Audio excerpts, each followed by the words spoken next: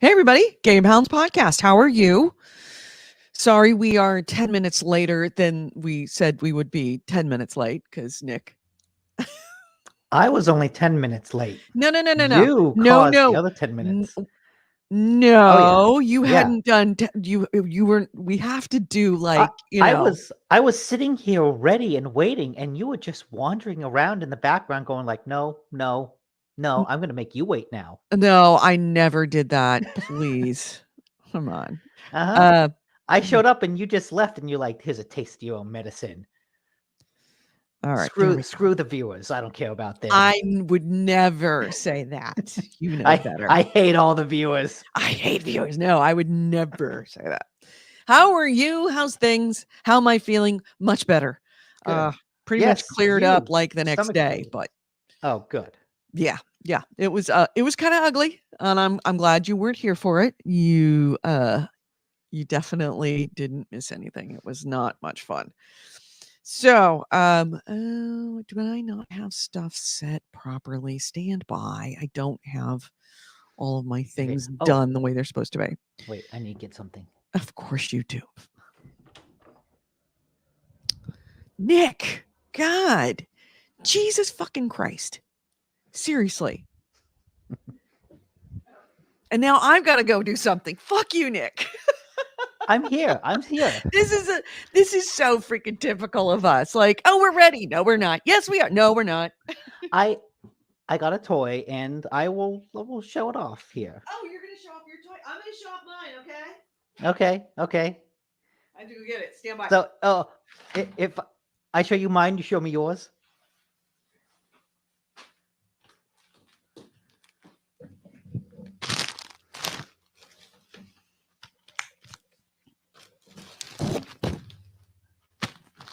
Did you see that? Bag.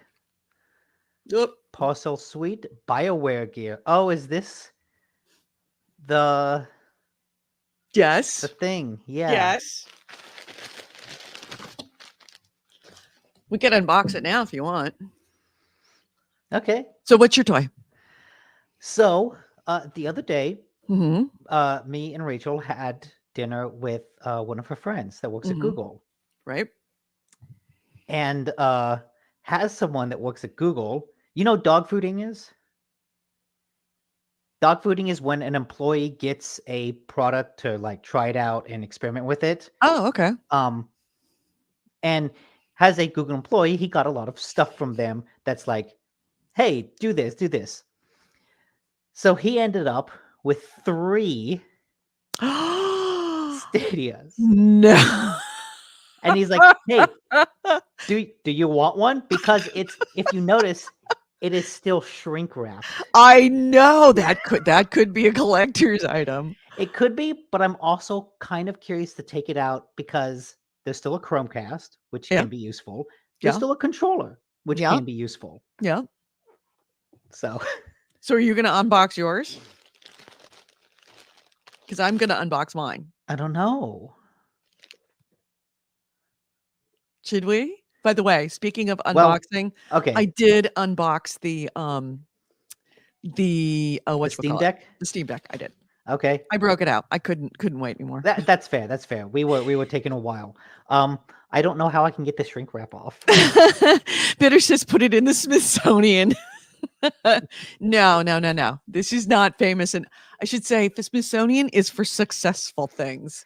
No, I remember when the Stadia first came out, they had like a museum of failed video game consoles. This should go with there. This will go with it. Yes, absolutely. That's definitely going to do it. Oh, can I find that picture? All right, so I'm going to unbox this thing for you. Okay. So if you recall what this was, let me see. Can you pull up the screen for it? It was the what was the name of that character? The Alistair kit. Let me see if I can pull it up. Because also I need to set up my screen for actually like showing stuff. What was it? Alistair. Come on. Oh, this post was deleted. by the person on Reddit that posted a picture of There we go. Alistair, everything. Dragon Age Alistair romance bundle. And this is what I purchased because I am a complete sucker for this shit.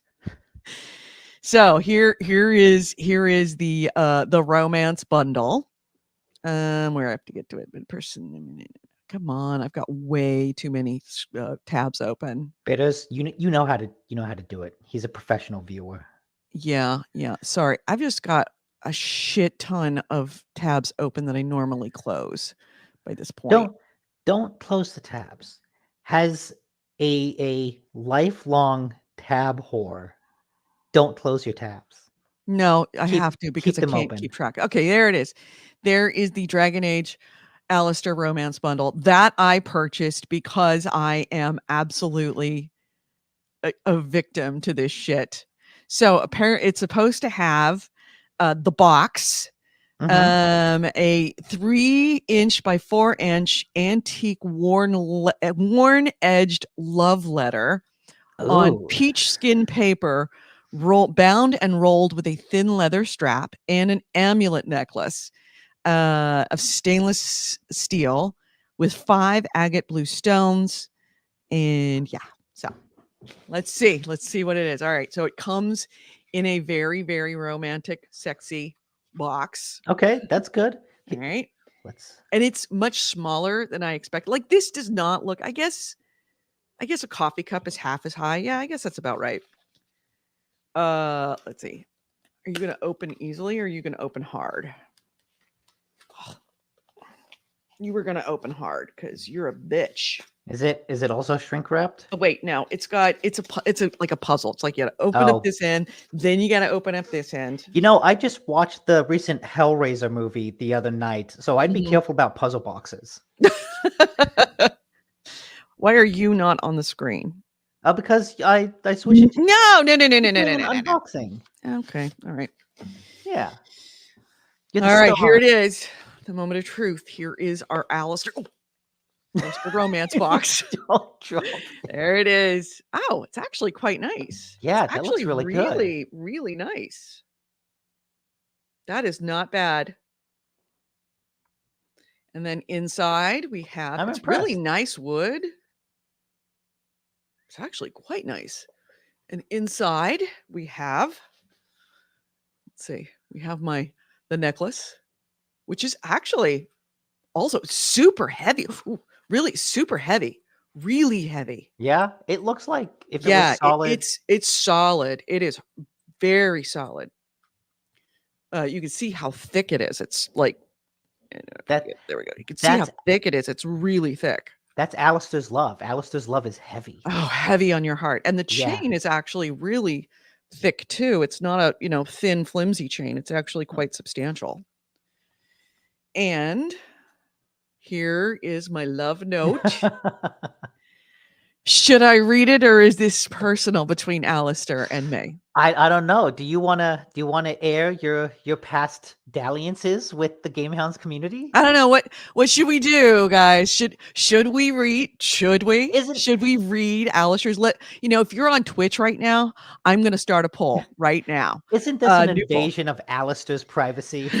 Should we read Alistair's love letter to Edie? Yes. No. I mean, starting the poll. Obvious. You have to. Yeah, we're going to make it a 2-minute poll. So there you go. If you're on Twitch right now, you can see the poll.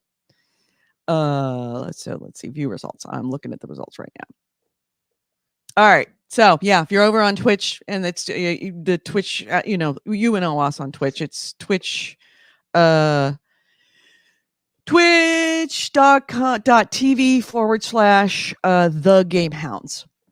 You go ahead and vote on that poll of whether we should. And I really, really wish I could put it on the screen, but I don't think we can. What are we at? I've been trying to find a way to scrape open the shrink wrap. We got 2 votes that says yes, absolutely. Oh, yeah. Absolutely. Is anybody going to say no? Of course not. Aren't you worried about my privacy? This is a private moment between Alistair and me. Mm. Are we It- really going to get involved? You're going to get yourself involved in our love?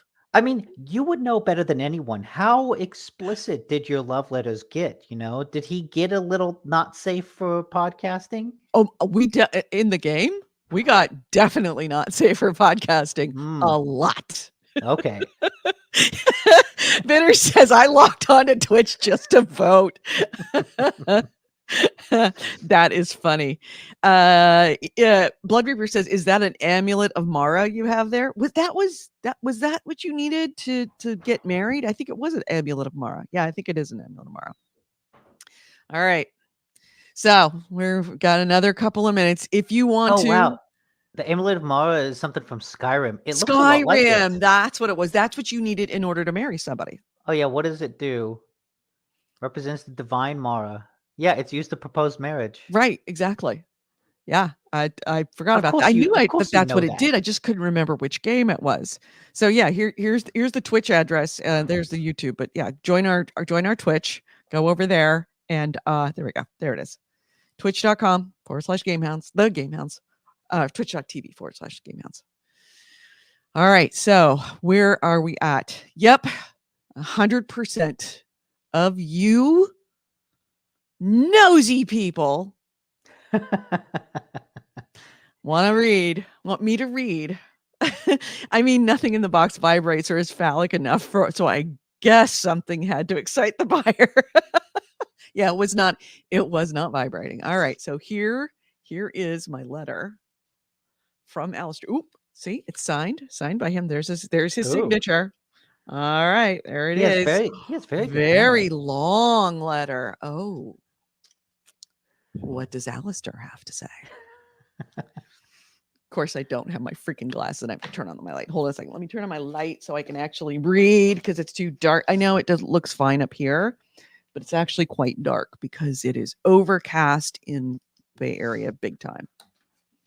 All right. It says, I don't have my reading glasses on. How are my love? How are you? Is it true that you recently killed Darkspawn with only a mean glare and a pointy stick? Ferelden is abuzz with this rumor. You do give people so much hope. Tales of your heroism never fail to astonish me, and almost ease the pain of going to sleep without you by my side. Tingles! Just kidding. Almost. I can't wait to be with you again. I'd bring you some roses. You could give me a tour of the keep and we'd drink with the new recruits and then cuddle in a tent without the few recruits. Cuddle. Tent time is just for the two of us. I want to make that clear. It actually says I want to make that clear. It actually sounds like Alistair. Tent time is just for the two of us. I just want to make that clear. Now, excuse me while I practice my death glare and rummage through the dog's stash of sticks. I love you. Yours forever, Alistair. Oh, man, I really wish we'd had some music. We should have had a dramatic reading of that. Oh, yeah. Oh, well. So, and I do I do have my computer glasses on. Just was like, is this my long distance glasses? Is that why I can't read? But it's like the middle distance glasses, which is fine. Anyway. Okay, Edie, get ready. Yeah. Do it again. I am not reading. My Alistair's love for me is transcendent. It deserves more respect than that music could give. Fine. Anyway, I'm going to try and get this back into the box. The box is closed, and this is going under my AC pillow. Wraith says a Mass Effect romance bundle would just be an email and make you use your own phone. Yeah, pretty much. Romance is dead in sci-fi. It's all just digital communications. It's none of the personal handwritten stuff. Absolutely. Mm-hmm. Bitters, you married me all the lioness? Really? That must have been an interesting wedding night. All right. So are we actually ready to do the show now? So that was bonus content for you guys that the podcast is not going to get. I will keep trying to open this. Do you want to open it? I found a pen and I can kind of get through the shrink wrap. Do you really want to open this? Do you really want to unbox a Stadia? Oh yeah, a Stadia is not going to be worth shit. Okay. All right. So there you go. There we go. Literally Christmas morning. I can hear babies crying. The angels are weeping that you just broke that. Yep. Now it's no longer worth something. Yeah, definitely. Because it was worth so much. Well, it wasn't. Ago. It would have been in 40 years, and you could live 40 years. I don't. You know what? This is not a bad feeling controller. Really? Yeah. I do need like a good PC controller. Huh. Yeah, I should probably get a good PC controller as well. Maybe I'll find a Stadia controller on eBay. And there's the charger. There's the charger. And then there's the Chromecast with other stuff. Yeah. But that's not bad. Yeah, that's actually a really, really good Chromecast. Like it's one of the higher end Chromecasts. Mm-hmm.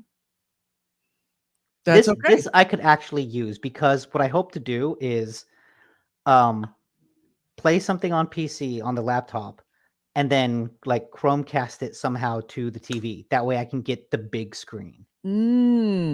That's actually not a bad idea. Yeah, that's my goal.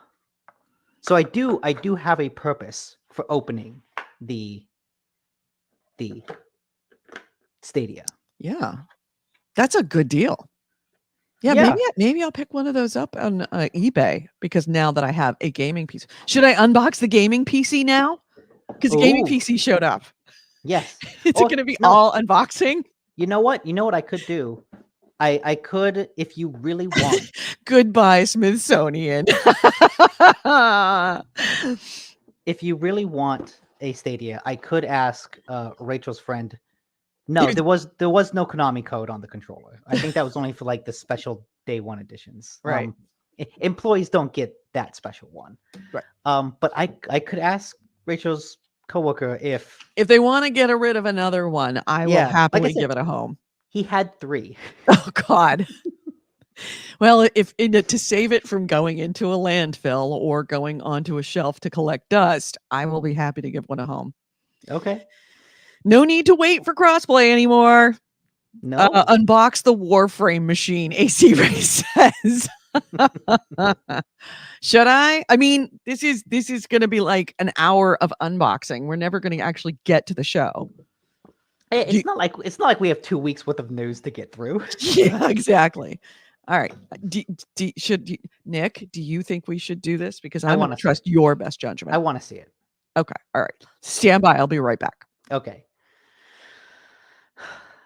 In the meantime, I mean, the unboxing is like good because I don't think either of us have played too many like new games. I think Edie's been heavy. Anyone watching the streams knows that Edie has been heavy into her incestuous takeover of Crusader Kings 3. And I've just been continuing to live the pirate life in Deadfire. So other than that, all the game stuff we have to share are unboxings. It's the new gadgets, not the new games. Did you pick it up? You got it? Yeah, I had to get it. It's a big box. Oh, wow. Yeah. The unboxings are getting progressively bigger. Yeah, I mean it's a laptop, so of course it's going to be a bigger box than, the romance pack. Mm-hmm. All right. We have the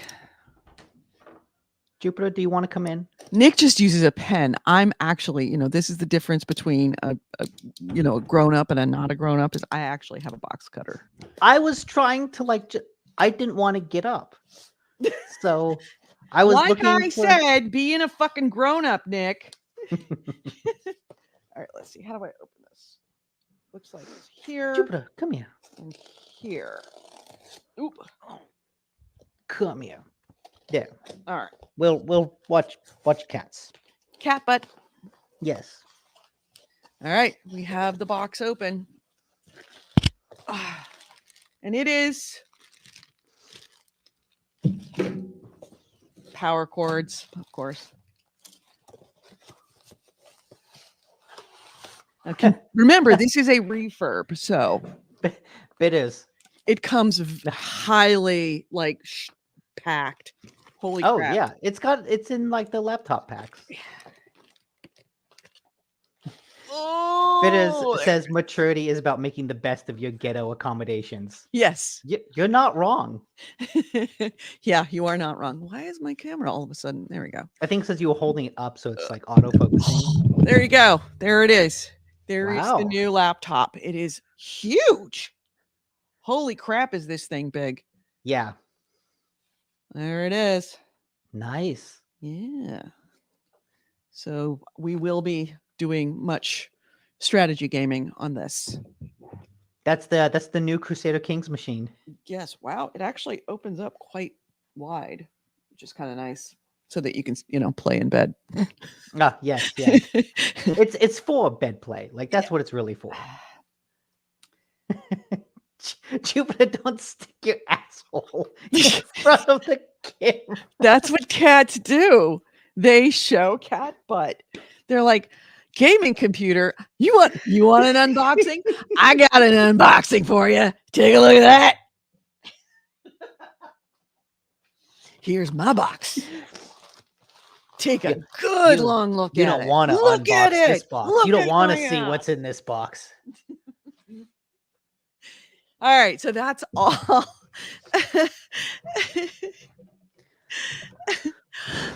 AC Ray says, "Oh, a laptop PC. You're adorable." Yeah, no. Cat butt is magic. Oh, I don't have my phone. I need to Jupiter is in front of the screen pawing at your face. Jupiter, look. Oh man. I wish I had my phone. What am I? Wish I had something fuzzy. What do I have that has something like would be interesting for cat? Something like a cat toy that I could use that would be interesting. Oh,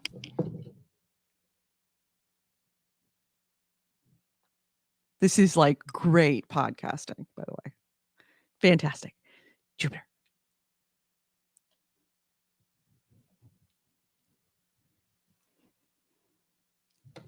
Gonna keep playing with them. Hold on a second. This is so terrible. This is so terrible.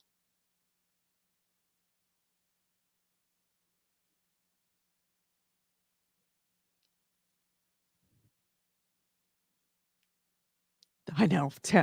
I'm sorry. Was he reacting to that at all, Nick? Here, I'll put you back on. Up, you're muted. Not hearing you. He had when I left, he had walked away, and now he's all about being where you are. But now that I'm back, I'm not going to play with him. Bittersplash says, "Get beard up," and this is awesome. All right, can we start the podcast now? This is what happens when Nick and I don't see each other for 2 weeks. We just get stupid with each other. We need to catch up. Yeah. All right. So I'm going to check the waveforms. Checkity check. I've got waveforms. Nick. Check. You've got waveforms. All right. Let's what are you doing? Fucking can we start the show, please? Yes, I'll send it to you. Okay, please do. And where's the music? The GameHounds intro. All right, we are starting the show now. This podcast discusses video games, modern culture, and technology, and these podcasters are big fat potty mouths. If you're younger than 18 or are easily offended, please stop this podcast now. Oh, and your mom says to take out the trash and do your homework.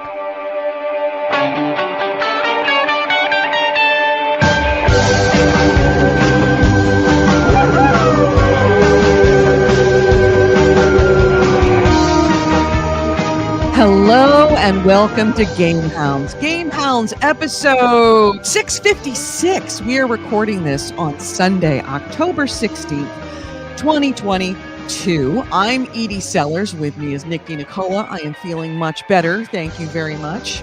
Good. How are you, Nick? I'm doing very well. Move your mic a little closer to your mouth because you are this way. There we go. Cool. Yeah, you were a little low. I'm doing very well. Oh, good. And I'm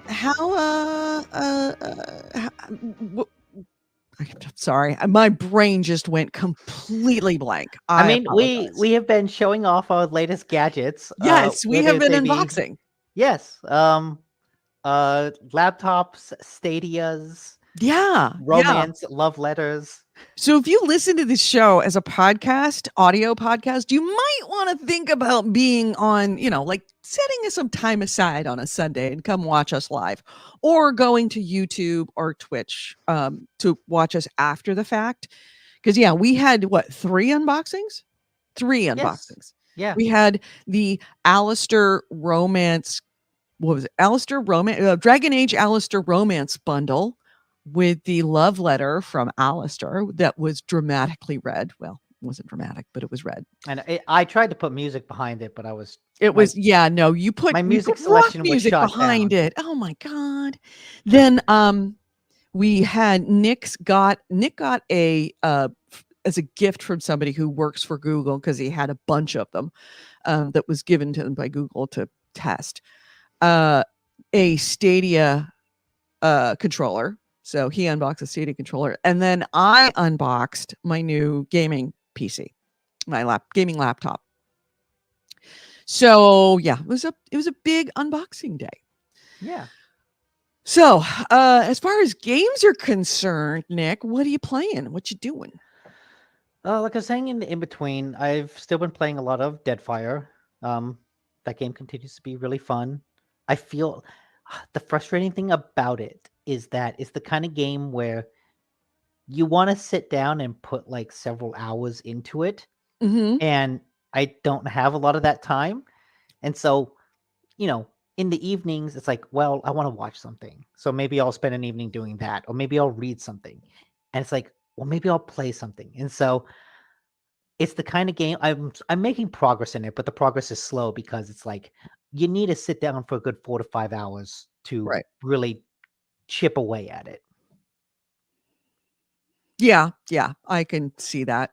And what? AC Ray says, my gift was more of an afterthought. It lacked the meaning of Alistair's gift. Alistair's. Mm-hmm.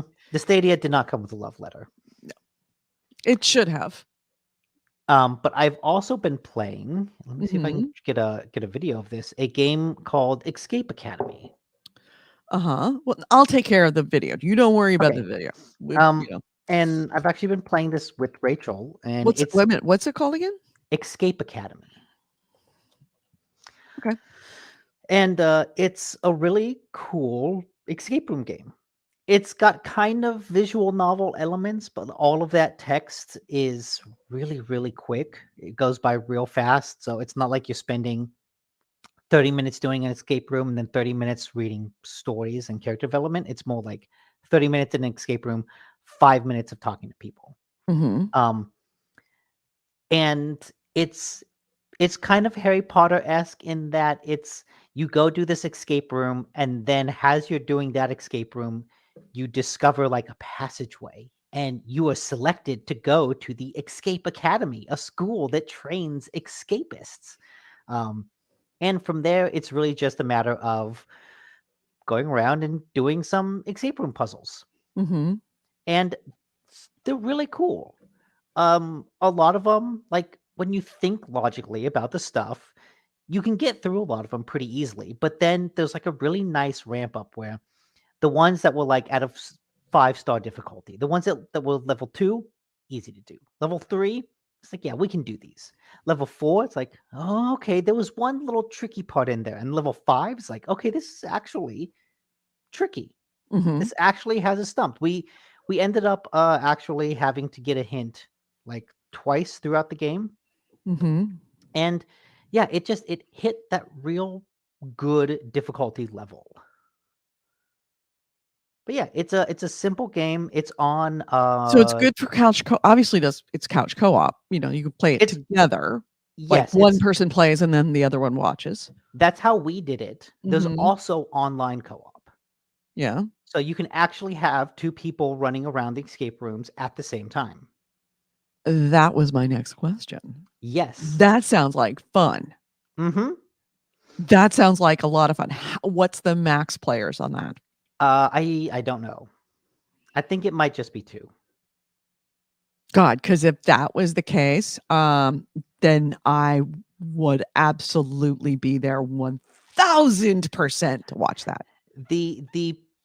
I feel like you don't want more than 2 players for the puzzles because, like I said, they're not that difficult. Right. Like it's like with a lot of escape rooms, it's mostly a matter of exploring the environment, finding an item, and then realizing, oh, this is the item I have to use over there, and then getting through that. Right. So yeah, it's really cool. It's on Game Pass. So if you have Game Oh, Pass, even there's better. absolutely no reason not to check There it is out. no reason not to watch that. It's or a not to play nice. that. It's bite-sized. It's not super long, and even then, each of the escape rooms is like maybe 20 to 30 minutes. I think some of the final ones are like 45 minutes, but like it's really good bite-sized after dinner puzzle of a video game. That's kind of Oh cool. yeah, we gotta change the banner. Oh, yeah, sorry. Thank you, AC Wraith. There we go. So yeah, maybe we need to play that. Well, we still have about an hour left of not Dead Island. Heavy Rain. We still have the what I think is going to be the hour of me winning the argument, because this is when that game starts to really fucking suck. So the other day there's a sale on PlayStation and I bought a game called The Quarry. And this is one I from know this game. It's from the creators of the Dark Pictures anthology. And it's another one of those choose your own adventure horror games. Right. Why do I know The Quarry? Did we It's see it? Maybe it just came out. I've talked about it before.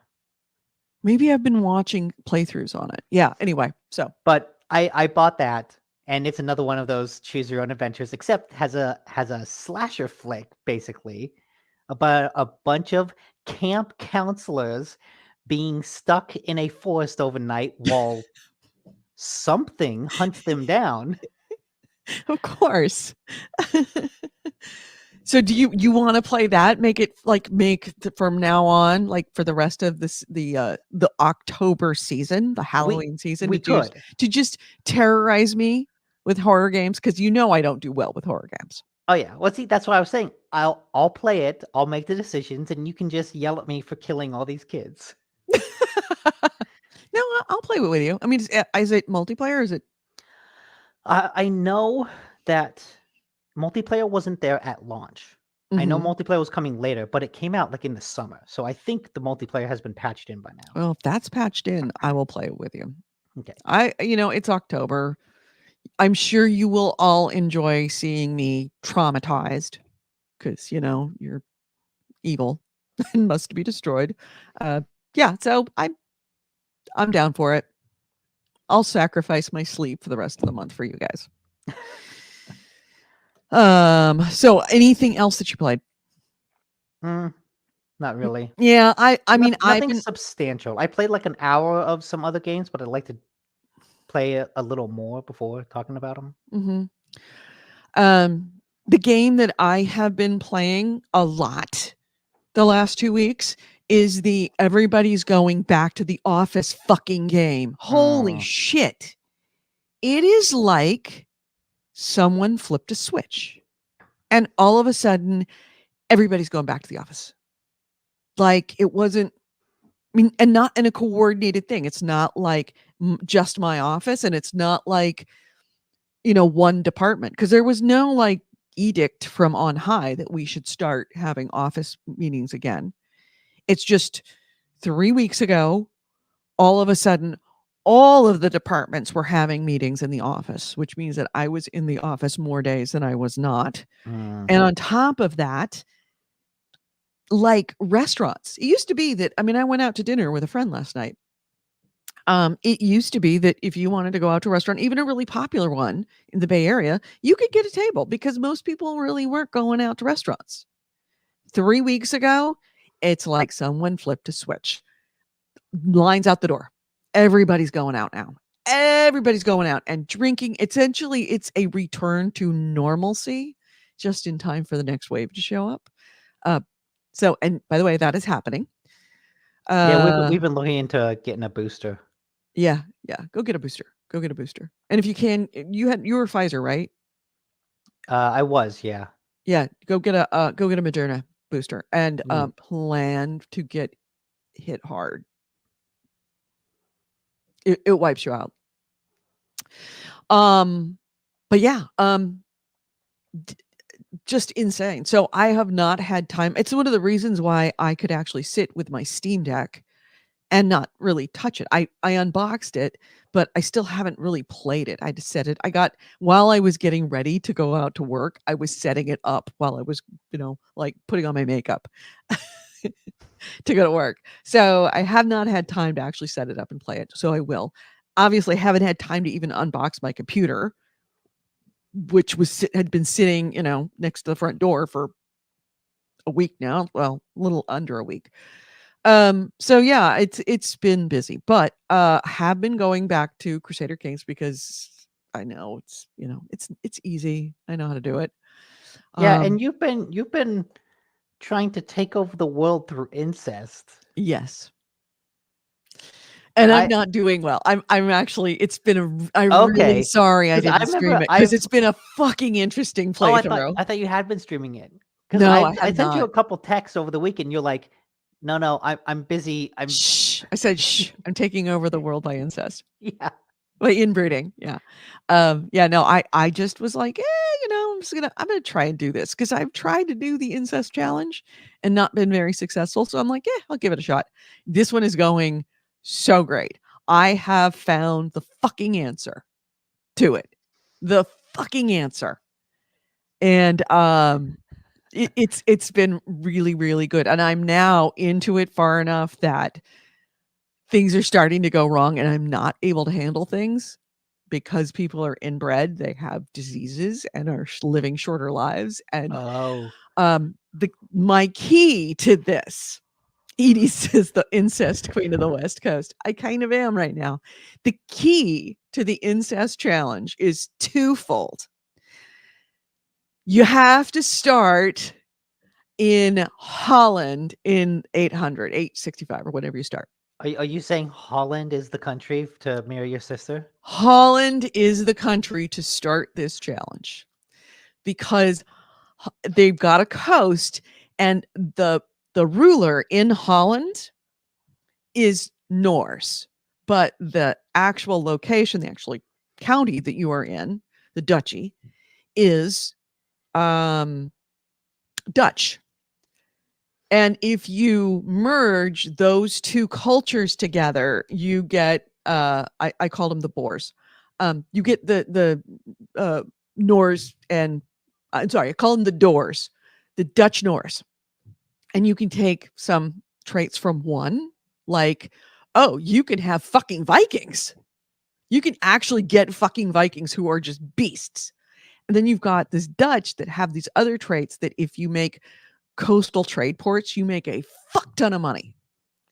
So then you sit and you just build tall. You do nothing for the first 50 years, but just build buildings and trade ports so that you are making more money than God. And you can have this little teeny tiny country and have 20,000 troops. And they're all like elite troops of fucking Vikings. And then you change your religion to a religion that allows polygamy. Sorry, not polygamy. That'll Yeah, that allows polygamy, that allows multiple spouses. So you can have up to 4 spouses, which allows you to marry a lot of your kids and a lot of your sisters. But you have to have the army to be able to defend yourself, because the Catholic Church has a little bit of an issue with this. Hmm. And then Andrew is asking the right questions. Do fucking Vikings keep it in the family? fucking Vikings do. Yes, they do. Yeah, and I have made my new religion that is called free beer. That is the free beer religion, because I mean I think it's a really good way to like get people to join. The free beer religion is very much taking over the world in small starts, because I have been essentially going on a tirade of capturing all these little countries, and then I give away all of the land to other people, but I stay the king of that country, because I want to amass 10 of these kingdom thrones.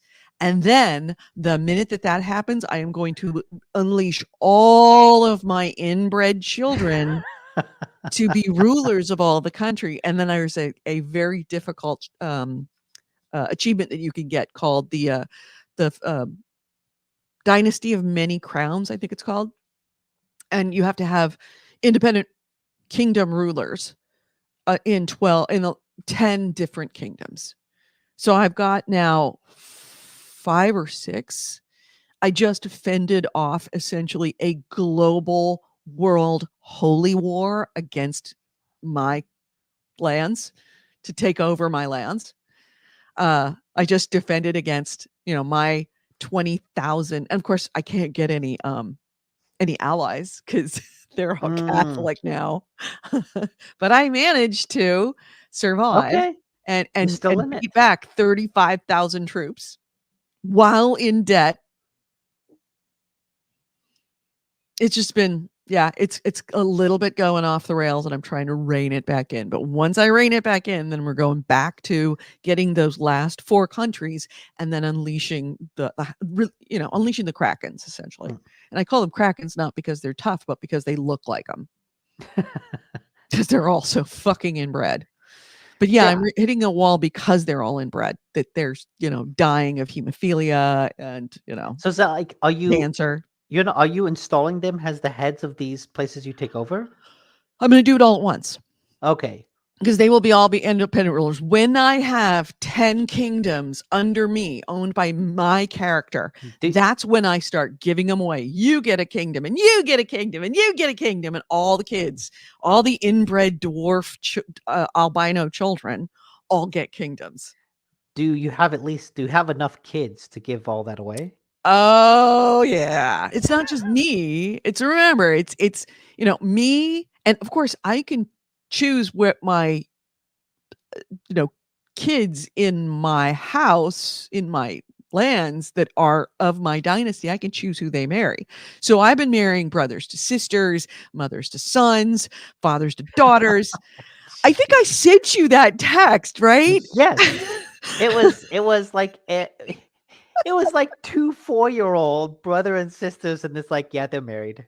No, they're betrothed to each other. They were just betrothed. Okay. Let's see if I can pull it up so that you could actually see it. It's really, really funny. It was a daughter, Sig, Angus daughter of Lotharingia. She is my daughter, granddaughter, sister-in-law. She is betrothed to Prince Diedrich, my son, grandson, and brother-in-law. And my wife is my Queen Sig, who is my half-sister, cousin, wife, sister-in-law. And of course, one of my favorite lines that I see there is that I wanted to seduce my wife.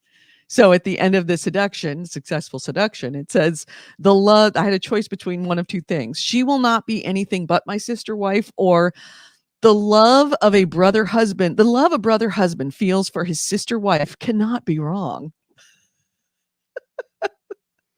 No, it can't. That's the purest form of love. Yeah. You know what? As I'm playing it, I feel icky playing it, but I'm having so much fun. You know what? I think Alistair would approve. I I think he would. Oh, Chaos says, breaking news, Edie is finding incest might be bad. Yeah, I am. Yeah, this is Habsburg level of incest and many generations of it. You're the Targaryens. Yeah. That's all. No, I'm Habsburg at this point. I'm way deep into it. But Andrew says, quick Warhammer 40K Darktide update review. And I was watching a stream today of that. And they came to the same conclusion. It's pretty okay. It's 40K Left 4 Dead. That's exactly what everybody's saying. It's kind of a Left 4 Dead clone. They did have some issues with the mechanics because I guess there's something to do with a charge. And the way that the charge work is a little clunky, especially if you're working in a team, because if someone kills a target that you are charging on, then you lose your charge. Anyway. Oh, I can see how that'd be annoying. Yeah, and because they start to glow. And of course, everybody else in the team sees something with a halo on it, they're going to shoot it. So anyway, atmosphere and level design A+, performance C, early game beta B-. It's fun, but the middle and end game will determine if it's worth the buy, and you just don't see that in the beta, right? They also might make some mechanical changes. There was a lot of people that were making suggestions about the mechanics that just didn't seem right. But they said that the dodging was really good. It feels fluid. Dodging is actually quite easy, but a lot of the other mechanics, they weren't. The actually combat mechanics was a little like, yeah. As always with these games, friends go a long way. Yeah, always done. Thank you for the link to that. Yeah, the open beta is going right now, and when it ends? It ends. It's supposed to end technically. I mean, it doesn't say anywhere what time it ends, but by and large, the consensus is that it is going to, because they're out of, I guess, Sweden, it's actually going to end on the 17th at 4 a.m. So it's going to be Pacific time. So it's going to be tonight at 4 a.m. Tomorrow morning at 4 a.m. Okay. Even though technically the date says the 16th, it's because of the time difference in Sweden. So, he says, I wish I could actually do an actual review on the show. What you doing right now? We're got nothing better to do except talk about 2 weeks worth of news. Do you have any boxes you can open? Yeah, the Darktide beta, I don't think they're still accepting stuff for the Darktide beta. Even so, there's not that many hours left, if any. So they're probably not having people come on. But there's certainly enough Twitch streams going on and YouTube streams. I would recommend, not right now, but maybe later, to go look up the YouTube channel for Italian Spartacus. He's doing Darktide. I don't think he's live anymore, but he might just be at the end of his show. But you could go back and watch on YouTube the recording of it. He plays a lot of it. Work. That's why. Yeah. It kind of sucks. And Blood Reaper says there is new news in the Discord because we don't have enough of it. Shall we hit it? Can we hit the news now? Because I mean, yeah, sure. We're late, so.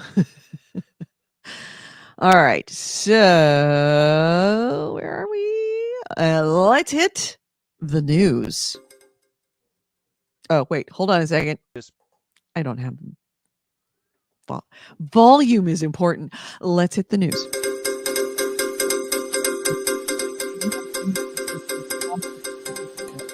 Gamer and Nick Nicola, and our first item is what?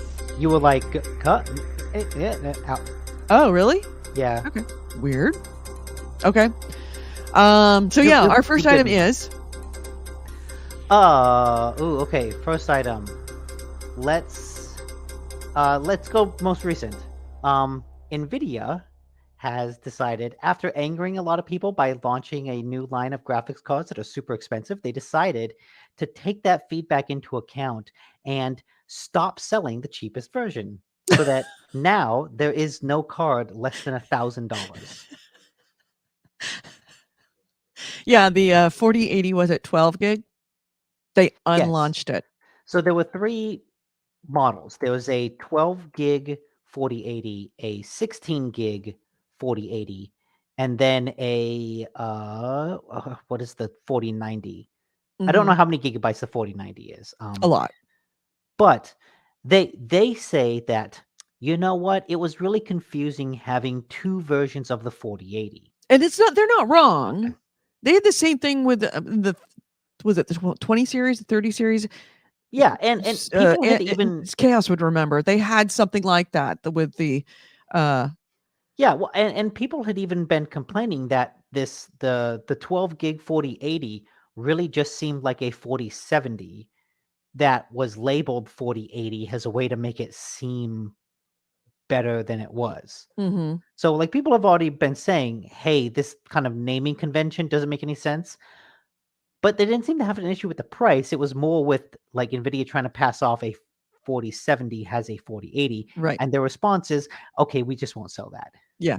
Chaos has a good point. It goes, no, that's not why they did that. It's because they were being shady as fuck about it. Yes, they are. Oh, yes. Yeah. Yes, they're they absolutely are. being shady. Yeah. This is not going over well. I mean, NVIDIA's had a really difficult time with consumer relations, let's just say. They're not being painted in a very good light in a very, very, very public way that is going far beyond the tech heads. Like most of the inside workings of like the graphics card industry doesn't really hit the major news, but between the EVGA thing a couple of weeks ago and this, NVIDIA is making a name for itself in mainstream media, and it's not good. Yeah. It's really not good. And have you seen pictures of these things? Yeah, I have. They're beasts. They are. It's as tall as a an Xbox Series X. It's bigger than a Series S, the streaming one, but it's slightly taller than a Series S. It's like maybe a couple Jesus. inches shorter than a PS5, and like that's just the graphics card. Yeah. Chaos is saying they're rebranding and going to resell it as a 4070 at a cheaper price. It could be good if they don't lock anything out, but here's the problem. Are they actually doing that, or is that just speculation? Because I didn't actually read that they were doing that. Thank you for the fixing the. Thank you for the Launches there. LAUNCH. Yes, there we go. Thank you for the fix. What was the question? Are they actually doing that? Are they going to rebrand and put it at a cheaper price? That's what is the speculation, I think. I don't think that they've actually said that what they're going to do, but they've already suggested that they're going to change the name. But here is a problem: if they change the name to 3070, all right, all the boxes for these are already printed. All of the branding on these cards is already printed as a 4080. The only way that they could fix it is to put a sticker on it. Here's the problem with putting a sticker on it. You're a scummy eBay seller. You pull the sticker off and sell it as a 4080, but it's actually a 4070. It says 4080 on the card. It says 4080 on the box. The problem is that you didn't have the sticker that said, yeah, it's not really a 4080.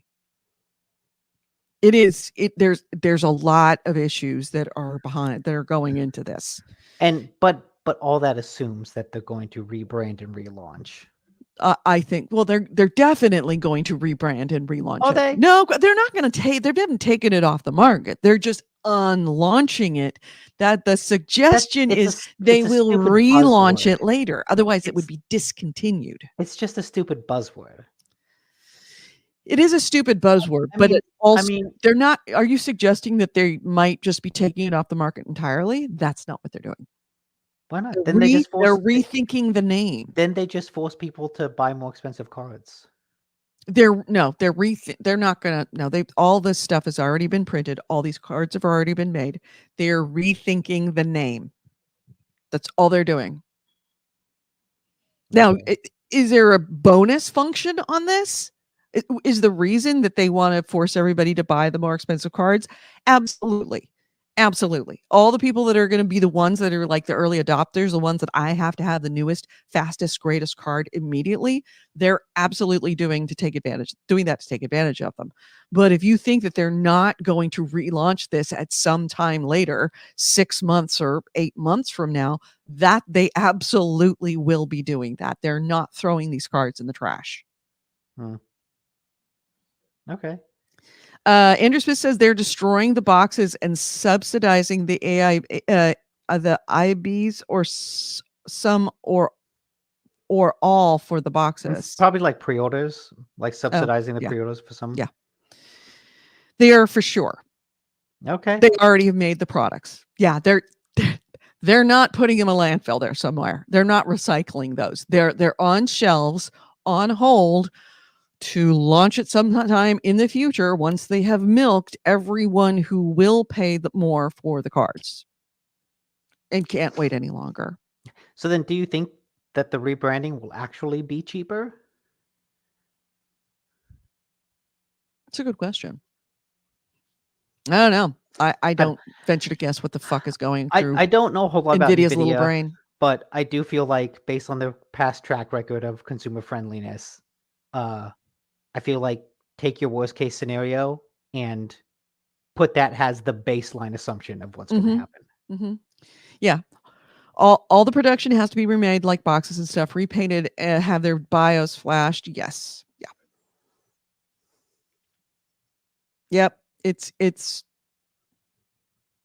shady. It's terrible. And I don't know that NVIDIA recognizes or that they are so full of themselves that they just don't give a fuck that they're driving their consumers' faith in their brand into the dirt. I mean, it's they kind of rule the whole graphics card, right? Like, yes, there's AMD, but from what I understand, AMD doesn't actually, it's not really a competitor. Like, they don't have enough market share to like really be considered a serious competition or serious threat to NVIDIA. And thank you for the clarification. AMD means all on board, which are the people that make the partners that make the cards, Gigabyte, Asus, that kind of stuff. Yeah. And AC Wraith says lots and lots of sites are speculating, but I can't find any confirmations from NVIDIA yet. Yeah, it's all speculation at this point, but I don't think anyone has any faith that NVIDIA won't do the crappiest thing possible that can make them the most amount of money. Yeah. And that is what happens when you destroy a brand. So yeah, that's kind of the big that AC Ray says F that, put a sticker with an 8 over the 7 seems cheaper. That's exactly what I think they're going to do. Chaos, has anyone confirmed that the boxes are being destroyed? Because that I would be really surprised, because that's a lot of money that's going into those boxes. No. See, the problem is that putting a sticker on, like you said, the sticker can be taken off, and you know what? Stickers also cost a lot of money. You know what's cheaper? Sharpies. Sharpies would be better because you can't remove a Sharpie and put it on eBay. Cheaper, more permanent. I don't see an issue with this. Yeah. And thank you for the notification on that, Chaos. Yes, Gamer Nexus has done it. I think he's done 1 or 2 different videos on this. They have done that. Really, really good videos. So if you haven't gone to Gamer Nexus, please do. And yeah, yes, he says that's what the AIBs have started doing. Okay, well, that's good. It's better. But still, that's like rearranging deck chairs on the Titanic. It's like, oh, great, cool. Good for you. Anyway, my next item is kind of the biggest news that hit this week.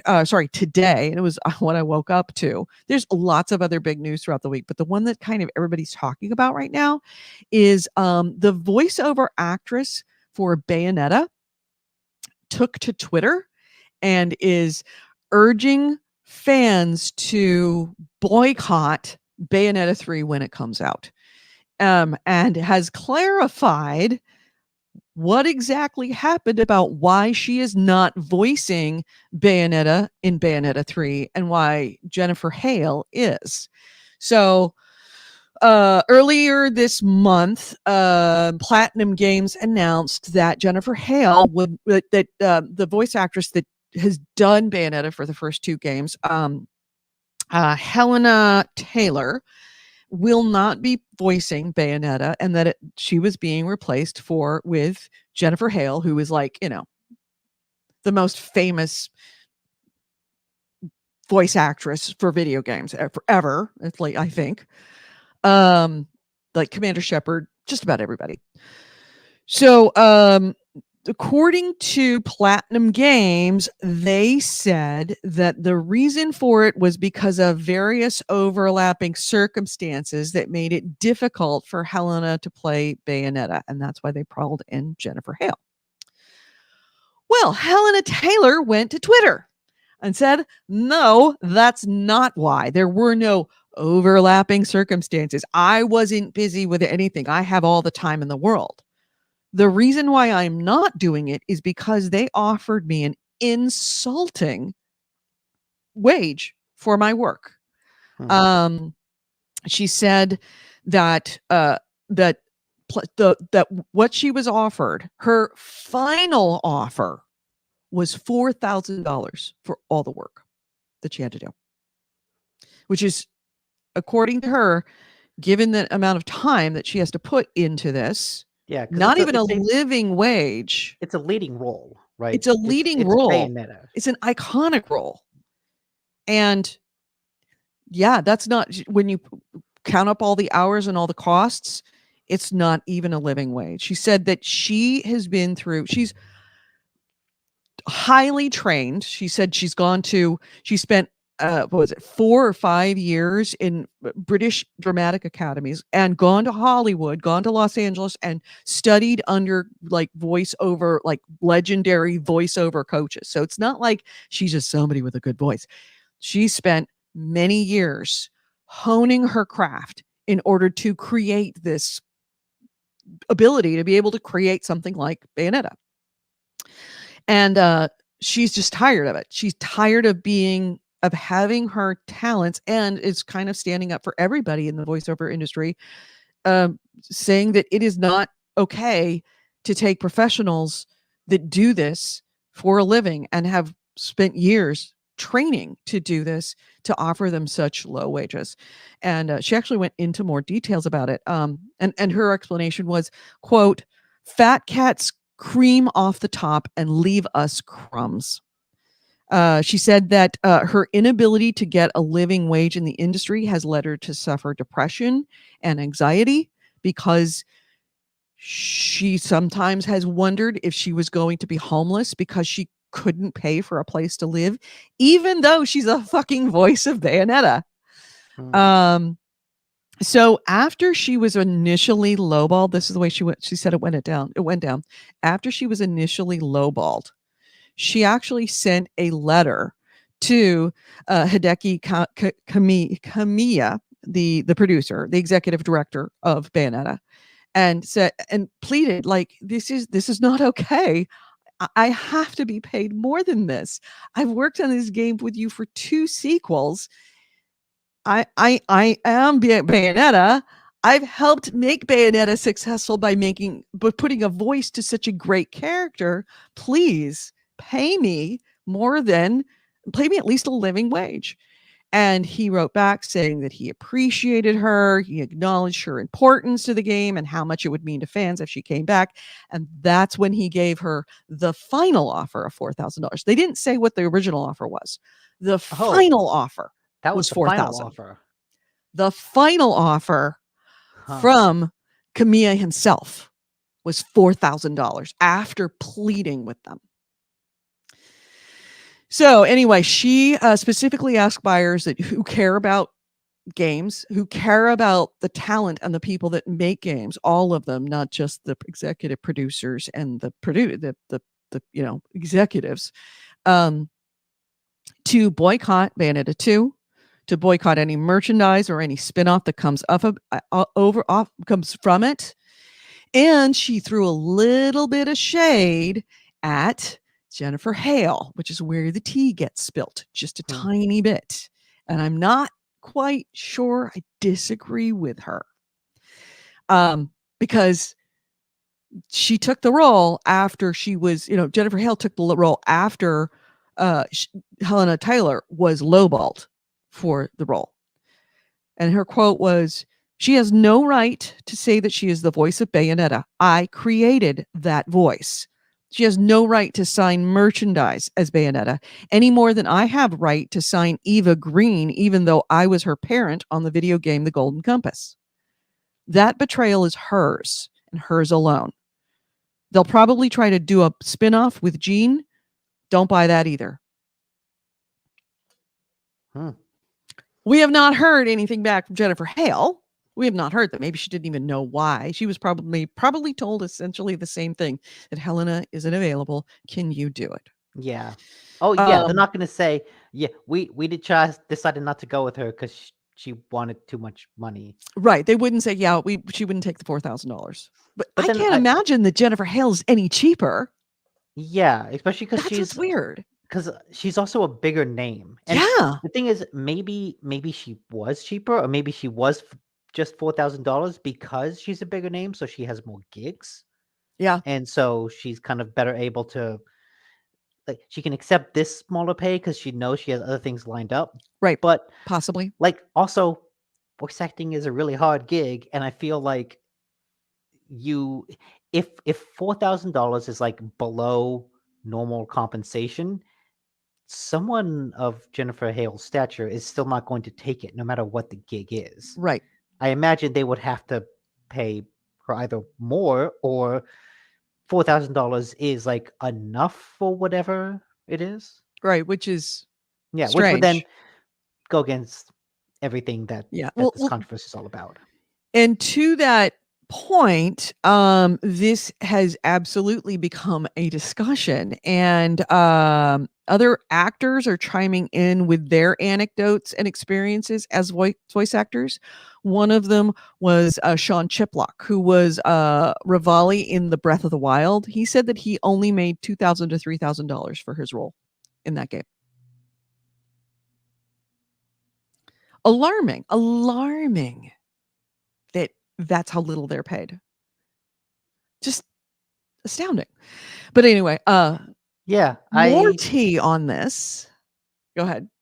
Yeah, I have no idea what like the normal compensation is for voice actors. According to, I was reading, it's according to to the union. I think it's either AFTRA or SAG. I think it's SAG, that voice acting usually should get between $400 to $900 an hour. Okay. Well, if you look at those rates that these people are working for at $4,000, you know that it's more than 4 hours worth of work that she's doing. So looks like some of these bigger games are actually lowballing hard because they can. It's the exposure. Do you want to be Jennifer Hale? The way you'd be Jennifer Hale is you voice Commander Shepard. And then you work like crazy. So, I mean, the truth is, exposure is never worth. Yeah, money is always worth more than you can't eat exposure. Yeah, you can't pay a rent with exposure. What's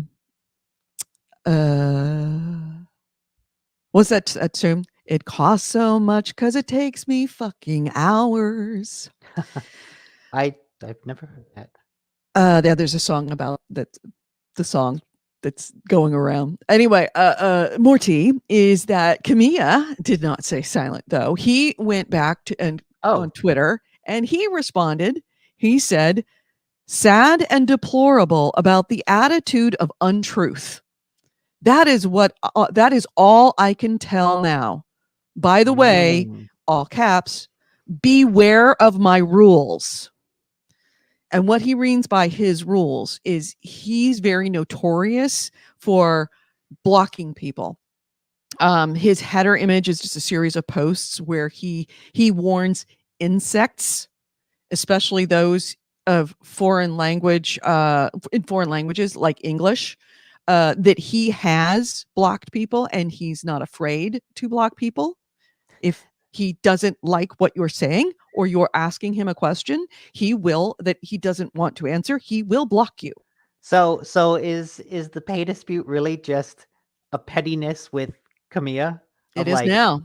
It is now because or like no, because he works on the game, right? He's the executive director. Yeah. So then did she do something on Bayonetta 2 that made him go like, I don't want to work with her again? Don't know. I don't like her. I don't know. But the fact that she went to Twitter and put this out and essentially, she called them fat cats taking advantage of people who are highly trained and doing good work and not giving them a living wage. Meanwhile, they are making millions and millions of dollars on these games, and they can't turn around and show that to the people that are actually making the games. But yeah, he's apparently, Kamiya is absolutely true to his word that people and even some publications who have reported on this Bayonetta voice acting situation have been blocked by him. They're getting hit by the ban hammer with Kamiya just for reporting on it. Which does give you a sense that, yeah, they're kind of assholes. Okay, wait, that's Hidetaki Kamiya. Yeah, and he's working at Platinum. Who was I was when we were talking about this, I was getting confused with another like kind of oddball like kind of laid back oddball Japanese developer. He was the guy who did Dead or Alive. And I'm trying to remember what his name is. Oh, Dead or Alive. He was I think he did Neo. Yeah, you guys will know. You guys know. You guys will absolutely know. What's that? I'm having a fucking brain cramp. You look it up.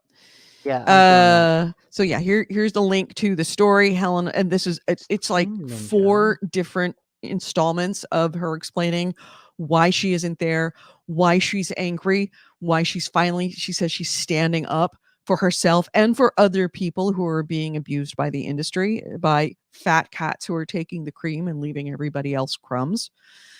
Random Rick Review says, why is there a boycott of Bayonetta and why would someone care? I mean, if the game is good, I'm not going to boycott because someone is being a baby. And he says, I am buying this game because of this. Because the boycott is ridiculous. I have no clue who Jenny Hales is. You'd know Jennifer Hale if you play games. Maybe you don't know her name, but you know her voice. She was the female Commander Shepard on Mass Effect. She was who was the girl? Thordis in Thordis? In Elder Scrolls Online. She's been a bunch of other things. She's a ton of. She's like the Nolan North, the female Nolan North. Yeah. Yeah, she's the female Nolan North of games. Oh, why does this Wikipedia article not list? Oh, filmography. Okay, that's what I got to go to. Yeah. Let's see. Recently. Oh, wait, this is actually filmography. Oh, wow. She was in Love, Death, and Robots. Who? Jennifer Hale? Yeah. Yeah. She does a lot of work. Well, she's like the like the what was it? The Fandango guy, not the Fandango guy. What's the guy, the movie Call Up guy? You mean the voice trailer guy? Yeah, no, well, there's also the voice trailer guy, but there used to be that service where you would call up and find out what's playing. Can't remember what that was. We always make fun of that guy. Yeah, it was another voice. It was like iconic in the 90s and early 2000s. But She's in No More Heroes 3, Ratchet and Clank Rift Apart, Marvel's Avengers, Mortal Kombat 11, Overwatch, Halo 5, the other Mortal Kombat 10, Inquisition, Elder Scrolls, Broken Age, Knack, The Last of Us. Yeah. Yeah, a bunch of stuff. BioShock Infinite, God of War Ascension, All the BioShocks. Diablo 3. No, Yeah, I think she was only in BioShock Infinite. Oh, sorry. I was thinking Mass Effect. Sorry. Mass Effect. I was like, she's in all the Mass Effects. Yeah. So yeah, that's a big thing. And actually it's kind of, and to random Rick's point, she makes it clear that she's not saying you should. Not saying, she's not demanding that gamers, that fans of the game boycott it. But she is saying, if you care about the people that actually make the games not being exploited and being paid enough to actually, make rent or buy a car. Actually, one of the funnier, not funnier, but one of the more interesting lines, the more zinger lines to it, is said that she doesn't have any fear about NDAs and talking about this, despite the fact that she's, Bayonetta. She probably didn't sign an NDA because she didn't get the job. She probably has an NDA simply because of being in Bayonetta, but she says, I'm not afraid of the non-disclosure agreement. I can't even afford a car. What are they going to do? Take my clothes? Good luck to them. So, yeah, I mean, that's all she's saying. If you care that people that are making games are not being exploited, then you might want to not buy Bayonetta 3 because they're exploiting people, and they have exploited her and wanted to continue to exploit her, despite the fact that this is one of, if not the most popular, most successful modern Nintendo franchises. It's kind of, it's just going all, I mean, it's absolutely lit on the internet right now. Everyone is talking about it, and everybody's getting banned by Kamiya for doing so. So it's definitely a tea spilling in the industry, and I'm waiting with bated breath to hear what Jennifer Hale has to say, because I'm sure she's not going to stay silent on it. The fact that she was called out by name as it being a betrayal to another voice actor. Especially considering that, she's talking about, I don't want to say fat cat, but she's like the big dog in voice acting. Be very interested to see what she says about at least somebody not nearly as famous as her getting kind of screwed over. Yeah, she's at least famous enough that some people would know her by name. Right. Yeah. Vice says, how much talent, hard work, and years of training is needed to even get there? Well, she had said that, like you said, she worked, I think it was 4 years in the British, and I can't remember the academy that she works, but it was a British Academy of Dramatic Arts, and then traveled to Los Angeles to study another 3 years under a very, very famous, and a lot of money, I'm sure, very famous voice acting coach down in Los Angeles, which probably is A, coaching, and B, also networking. But still, there's a lot of coaching involved. And that's a lot of work. I've done some voiceovers. I wouldn't call it voice acting, but I've done some voiceovers. If you're doing a lot of pages, it is physically hard to do. And if you're doing a lot of pages multiple days, it is absolutely exhausting. Like, your job doesn't end when you go home. You go home, and then you have to baby your voice. Then you have to do all of the things to actually keep your voice sounding the same, so that when you go back the next day, you sounded as fresh as you were the first hour in the first day. And that's really, really hard to do. It's not like you go home and forget about your job and go watch Netflix. You spend the rest of your night trying to get your voice back after talking for 8 hours straight and doing, and especially in action video games, you're doing all of the impacts, which are really, it's way more difficult, way more demanding of your vocal folds and your body to do things like you're really stretching your body. So it's hard. It's hard work. Vice says, yeah, I remember how the guy from Honest Game Trailers and XCOM almost ruined his voice for a time. Yep. Really? I did not hear about that. Luckily, he recovered, but a warning shot for him for sure. Yeah, it's you don't realize, and for somebody that's their living, the thought of having a head cold is terrifying. That'd be like having your hand, if you're a software designer, and having your hands paralyzed for a time. It's a life. It's a life that I don't want. Never wanted. It was a thought for a second, and it was like, yeah, no. Mm-mm. Yeah. So yeah, keep watching Twitter for the dish. I'm sure this isn't the last we will hear. Like I said, I'm waiting for Jennifer Hale's response. I'm sure we're going to get one. All right, so next item. Well, let's spill some fun tea. Okay. Meta, aka Facebook, aka Mark Zuckerberg's Titanic, was showing off a demonstration for their new virtual reality universe, Horizon Worlds. One of the things that they showed off is legs. They're showing off, we got legs. Look at our legs. They had even had a moment kind of reminiscent of when they showed Microsoft showed off the Kinect, when he's like, look at my foot. And one of the guys in charge of it lifted his foot up in a really awkward way. And so with the video that they showed of them showing off their legs is like kind of them jumping up and down. The avatars jumping up and down and like kind of sidestepping and stuff. In the fine print of this event, there's a little note that said like, oh, some of the animations were gotten by motion captured. Mm-hmm. It's like, yeah. Oh, this isn't actually a live demo. This technology isn't actually there.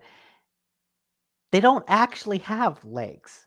Like No. It's just reflecting motion capture of someone on a motion capture stage.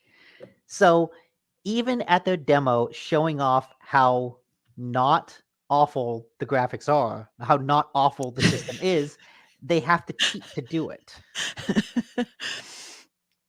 This reminds me, and I think I still have the audio when it was with Hawks, when I went down to E3, and I believe it was the Switch, and they were debuting Rock Band, and you could be a 4-piece band, and it was it was never revealed. They had actually 4 people: a drummer, a bass player, a guitarist, and a singer.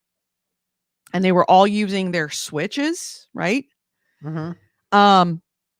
The Switch controllers, not Switch, sorry. the Wii controllers. It allowed, there's a big thing. We're going to allow 4-piece band. But it was only through scuttlebutt after that big debut of like, wow, that's really cool, was that those Wii controllers weren't hooked up to what was actually being played on stage, and B, that the Wii foot pad, I forget what it's called, the balance pad. Oh yeah, the balance board. The balance board was being used by the drummer as a kick, and that the balance board actually counted as one of the players. So there were 4 people on the stage, but only 3 of them could actually, in fact, be used in real life. And on top of that, none of them were connected. And Hawks lost it. I think that if anybody that you that have been a GameHounds listener for any amount of time, that was back in the Hawks day, that was when the Shigeru Miyamoto can suck my bloop. That was that tirade. It was after that Wii controller thing. And this is like the next version of it. Like, hey, look, we've got legs. It's like, yeah, no, you don't. You don't. You're on a motion capture stage and you're lying. It's a lie. It's a big fat lie. And it's shameless. But you know what? In a way, I feel a little. I don't feel bad for them. I'm actually overjoyed to see them suffer, but it's understandable why they have to do this, because there's also a report that comes out that even the people that work there don't want to play in Horizon Worlds. Mm-hmm. There's an internal memo that was released within Meta from the VP of Metaverse, Vishal Shah. And earlier when I was showing off the Stadia, I mentioned dog fooding. Mm-hmm. He says, well, dog, and just so you know that if we're listening, for those who are listening on the podcast, dog fooding is companies that are putting out tech products or any kind of products. They will give some of those products to people that work in the company so that they can try it out and see what they think and get a little bit of feedback before they release to everybody else. Yeah. So he says in this internal memo, for many of us, we don't spend that much time in Horizon, and our dog fooding dashboards show this pretty clearly. Mm-hmm. Why is that? Why don't we love the product we've built so much that we use it all the time? The simple truth is, if we don't love it, how can we expect our users to love it? Right. But then he goes on, everyone in this organization should make it their mission to fall in love with Horizon Worlds. You can't do that without using it. Get in there. Organize times to do it with your colleagues or friends in both internal builds, but also the public build, so you can interact with our community. And so the worst is yet to come, but already it's worth noting that, like, there's a real solid hint of desperation in these words of like, please like it. and it's like he's coming at this from the wrong way. He's looking at the product going, our own people don't want to use this product. You should use it more and find a reason to like it. Right. Not that we should improve the product so that you want to use it. It's no. Keep using it even though you don't want to, and find a reason to like it. Mm-hmm. But then he like ends by saying, I want to be clear on this point. We are working on a product that has not found product market fit. If you're on Horizon, I need you to fully embrace ambiguity and change. Yeah. And that's basically business speak for, we don't know what this is. We don't know who this is for. We're making a VR metaverse and we don't know why. And his argument is, oh, you need to be able to adapt and be flexible so that when we find someone who likes it, we can focus on them. But like, it's an admission that right now Horizon Worlds is completely directionless, which makes sense because like, it's something we've said about all this metaverse bullshit is, who wants it? Right. No one wants it.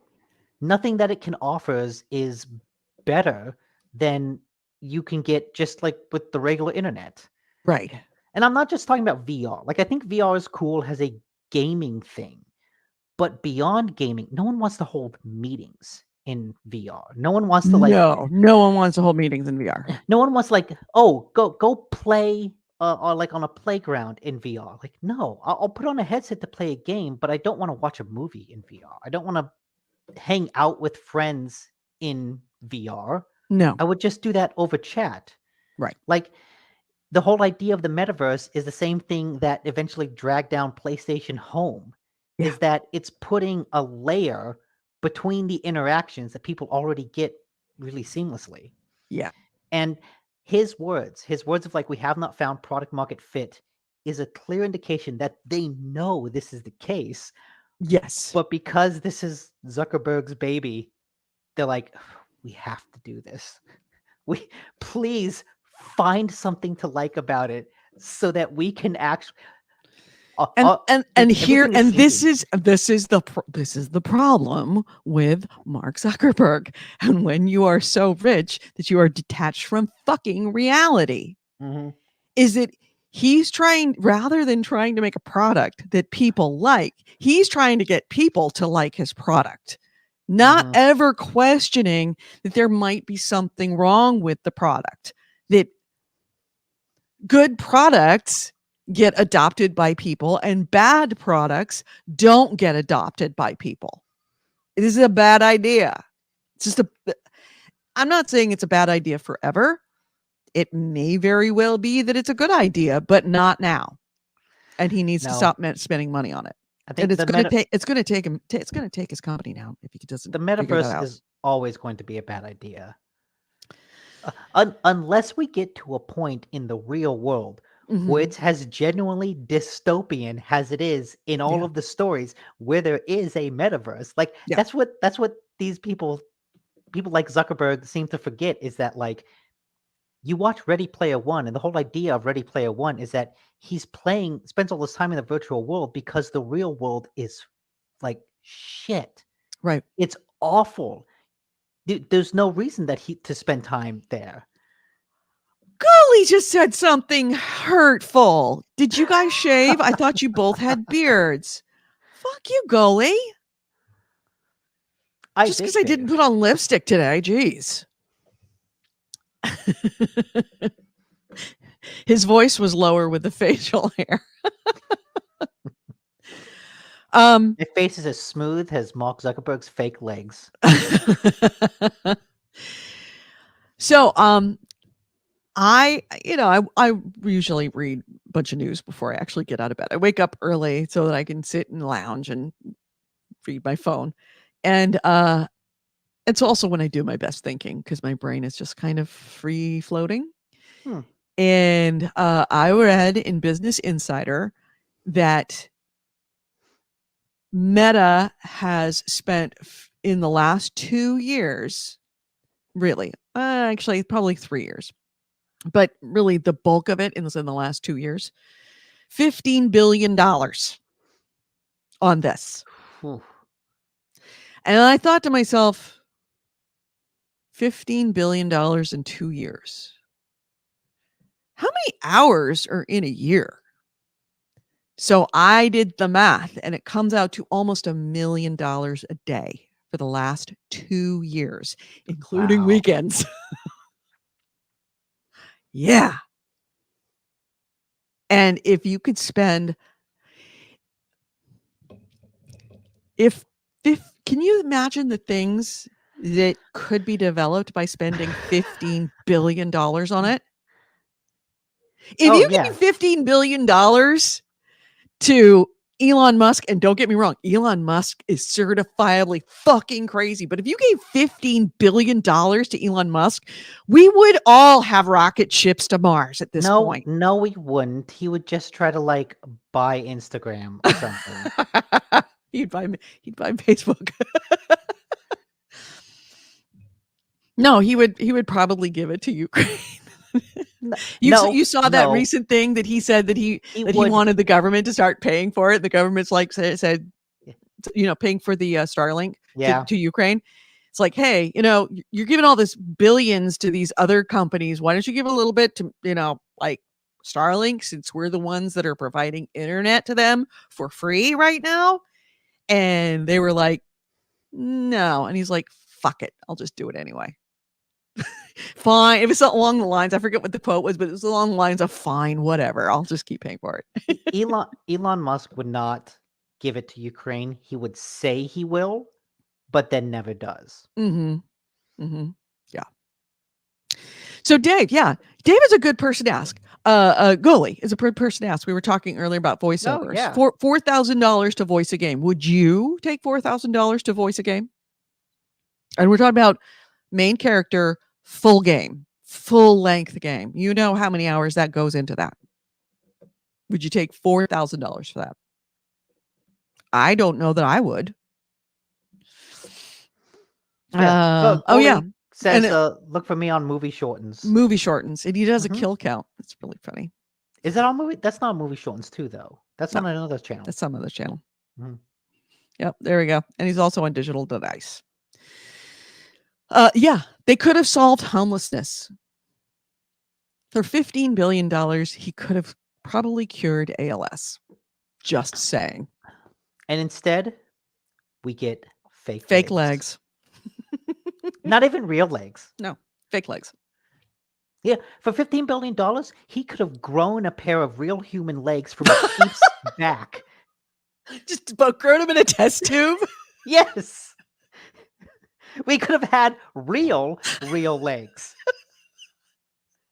But no, we've got to have these bullshit digital legs. That's funny. All right, so let's see. My next item is Goalie says depends on how many hours. Probably not. Yeah, I And- mean, if we're talking about this is Bayonetta, so we're talking about a lot of hours. This is the character of Bayonetta for the game Bayonetta. It's a lot of hours. It is many, many, many days of work. And for a plug, his kill count videos are on Nextshot. NEXSHOT. Got it. And yeah, main character. So there would also be pain noises and probably screaming. Yeah. Let's see. What is my next item? What? Actually, wait. I want to use that as a segue, because we were talking Pain about Horizon. noises? No, we were talking about Horizon Worlds. I want to talk about the other Horizon, the Horizon that's not Horizon World, the Horizon that other people like but also are really mad at because Right. Yeah. Horizon Zero Talk about Dawn. girls with stubble. Mm, There you go. There's the double segue.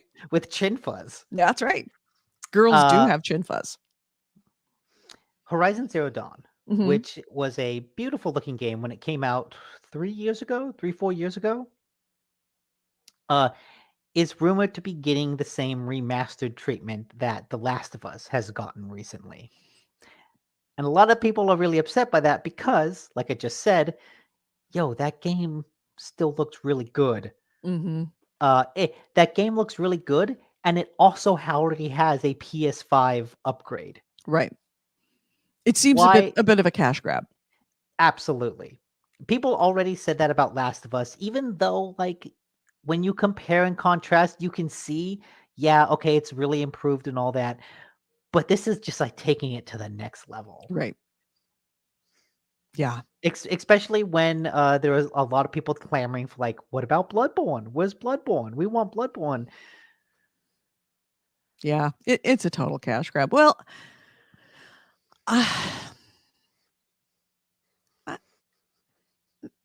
they're having a hard time. They can't exploit their coders. They can't exploit their QA people. They can't exploit their voiceover people. They got to make their money somehow. They might as well exploit their customers.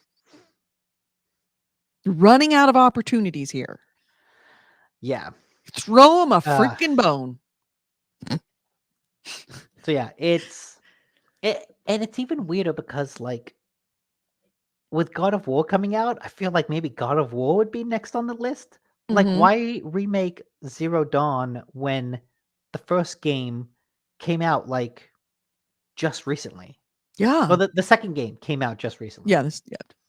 I knew what you meant. And it's a rumor, but I feel like it's a rumor that's gotten a lot of good confirmation. Right.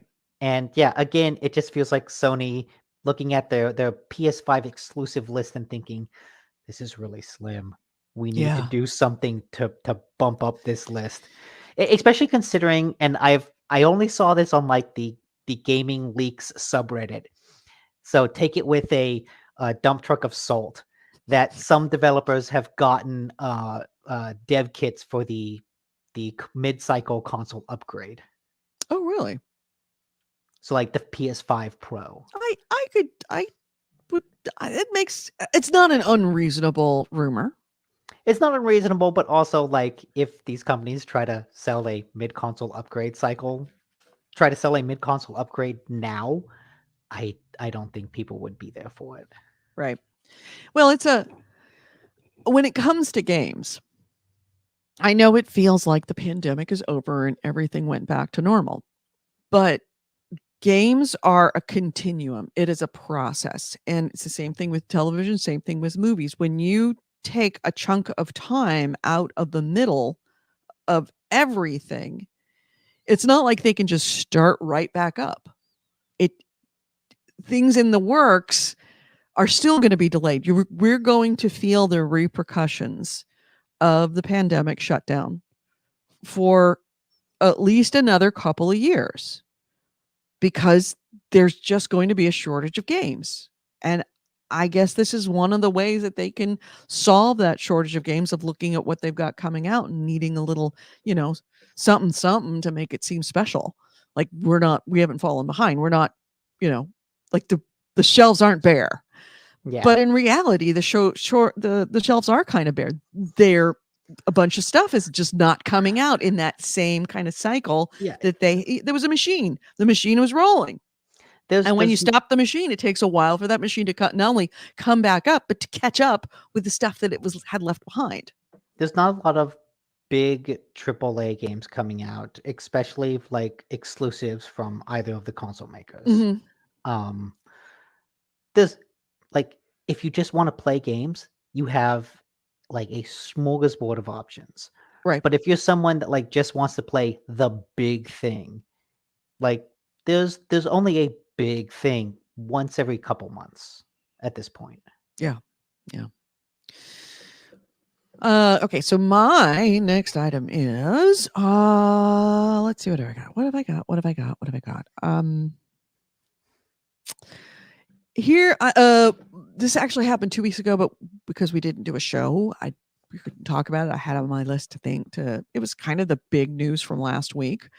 We had talked in the past about Microsoft and Sony going to the Brazilian Consumer Affairs. They're essentially the trade commission for Brazil, and how they were fighting it out.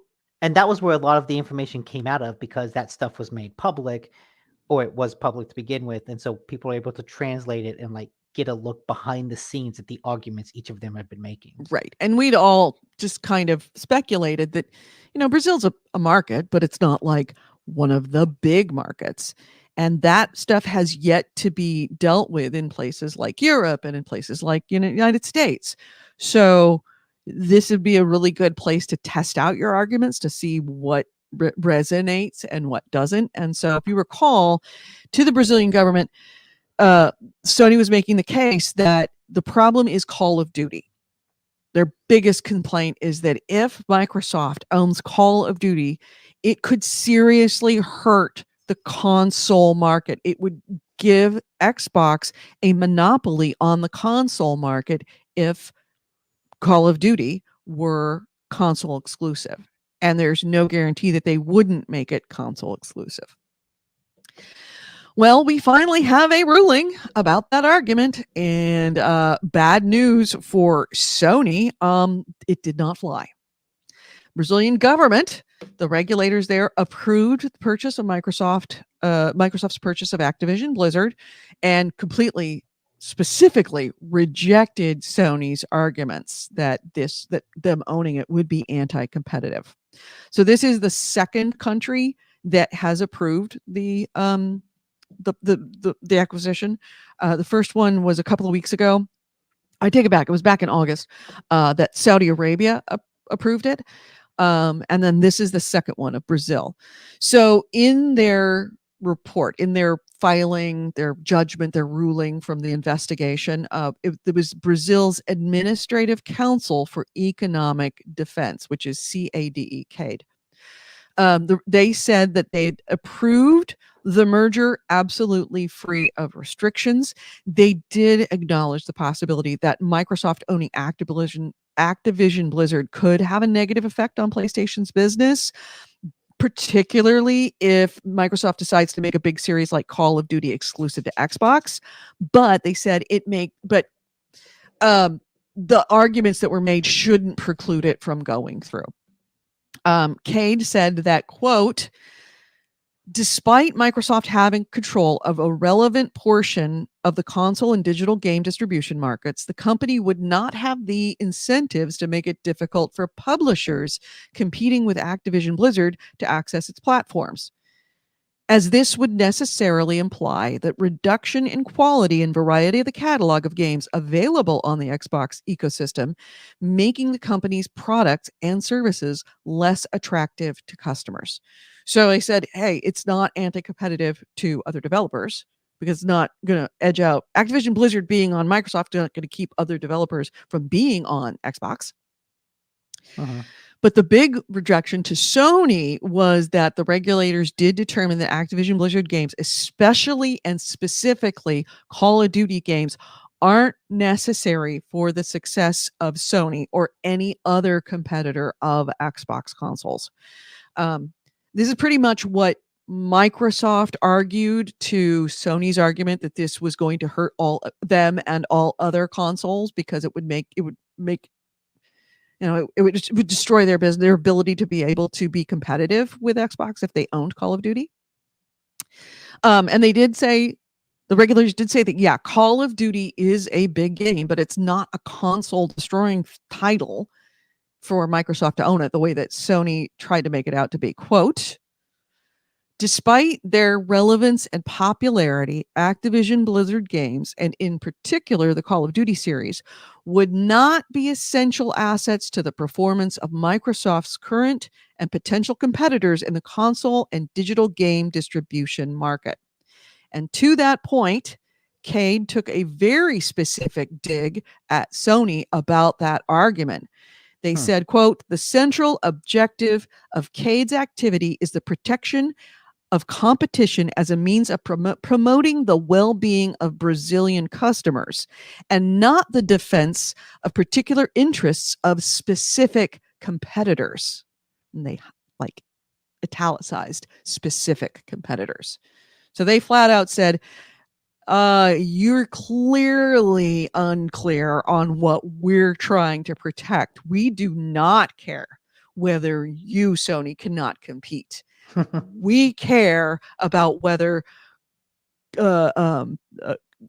consumers, Brazilian consumers, will have a disservice by this happening. And we see no disservice to customers.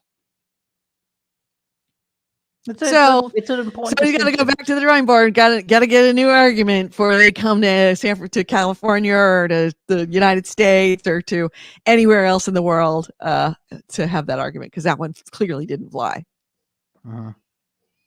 Really, didn't fly. Not only didn't fly, got called out for being it almost, the way that they wrote it made it sound like it was kind of offensive that you even argued that to us.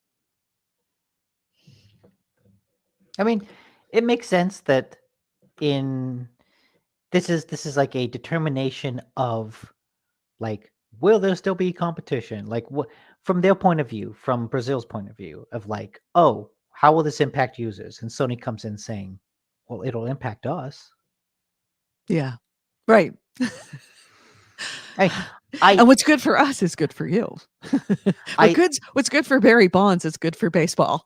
I still don't like the merger. I still think it will eventually lead to bad things in the future. I agree.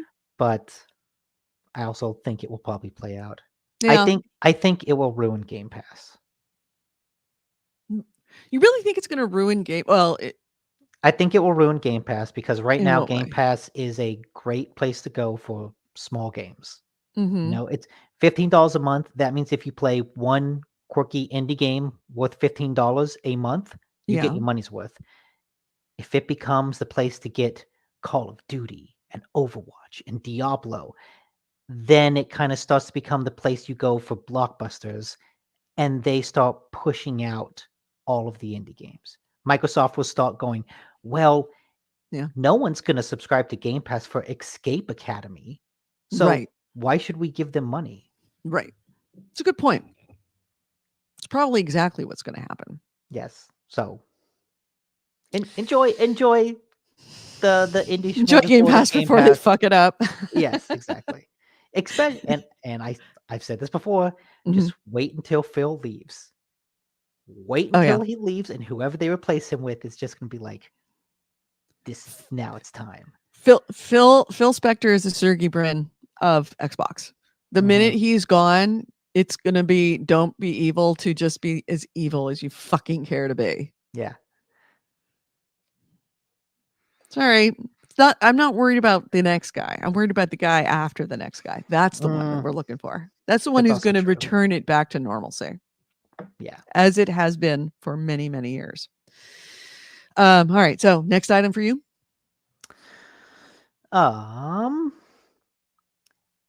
Ubisoft Uh-huh. lost a creative officer, the chief creative officer, the dude who replaced asshole Serge Hascote, has stepped down or will be stepping down next month after only a year in that position. Yeah, I know. So what's up with that? So Ubisoft says that this is part of a larger company restructuring, which, if what they say is true, this sounds like it could potentially be a good thing for the company. That basically what they're doing is moving away. They used to have a process of green lighting that, like we'd complained about, kind of all went through this chief creative officer. What they're doing now is they're trying to reorganize it to simplify how things get made. They describe it as it's like focusing on polls or something like that. Yeah, they say structured around polls, moving away from a centralized organization.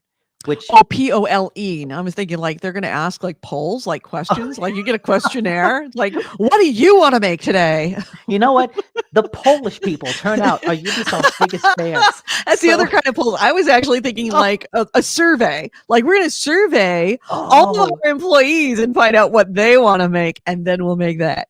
They're going to poll polls. They're going to poll the polls. Yeah. And from there, we will make polls for where we will develop the game. So in theory, this they idea were meaning of like pole, like North Pole, South Pole. Yes, yeah. Like polar locations. Yes. The idea is that like different organizations will be more independent and be able to greenlight different things and not all have to go through the guy at the top. Right. It's more of a flat organization instead of a tall organization. So that but there's no one person that can be Serge Hasco and fuck up everything and go, yeah, we're not making pirate games. Yeah, we're not making girl games. We're only making, like Splinter Cell. Because I like Splinter Cell games. So we'll have to see how this plays out. Yeah. In theory, this is a good thing. In theory, yeah, because it's decentralizing the power to make or break a game. Yeah. Decentralization of power is rarely a bad thing. So yeah, this is one instance where Ubisoft losing a creative head might not be a symbol of doom and gloom. Yeah, I approve. Although it's kind of a shame that this guy. Well, I'm sure I have no idea what he was like. He was quiet, and I think that was probably exactly what they wanted. They wanted somebody to sit in that post for a year until they figured their shit out. He had been working on, or he did work on Riders Republic, the dirt biking game that Ubisoft put out last year. And then he got promoted into this position to take over from Serge. And then, you're right. He was just kind of quiet, kept his head down, did some jobs, and he was probably like put in there to help facilitate this transition. But I feel kind of bad because now that this transition seems to be going into effect, he's like, I no longer have a job. He's not getting he's not going back to Riders Republic, or he's not going back to someplace in Ubisoft. He's just not there anymore. The dog. We're having a dog moment. Yes. Dog is in the background, just rolling over back and forth. You want to see her start moving? I could do the game, the close out of the game. And if you're new to here, the dog knows the closing, this monologue, this closing spiel. And as soon as I say it, she knows it's like we're about to go for the WALK. I'm not going to say that word right now. That would be bad. Also COOKIE. That would be also another bad word, Oh. right? I mean, She I could say it. just woke up from a nap. Oh, she looks like she just woke up. Yeah. I've got. He's still Yeah. napping. Look at that leg just hanging off the edge. Yeah, there's very few things in the world as relaxed as a relaxed cat. Andrew said, I wonder how much of this stuff is related to the SA stuff. What was the SA stuff? That is the word that you use on YouTube to keep yourself from being demonetized for when you get handsy with someone. Oh, okay.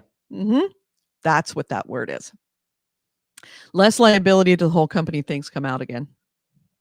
Possibly. Yeah, that one person is only, one part. Yeah, I mean, think about it. If that's one of the advantages of a decentralizing your power. It is actually a really good thing that if you're decentralized, there's no head of anything to lose that screws up your business. Mm-hmm. If somebody pulls something like that, like was it Serge Hasco?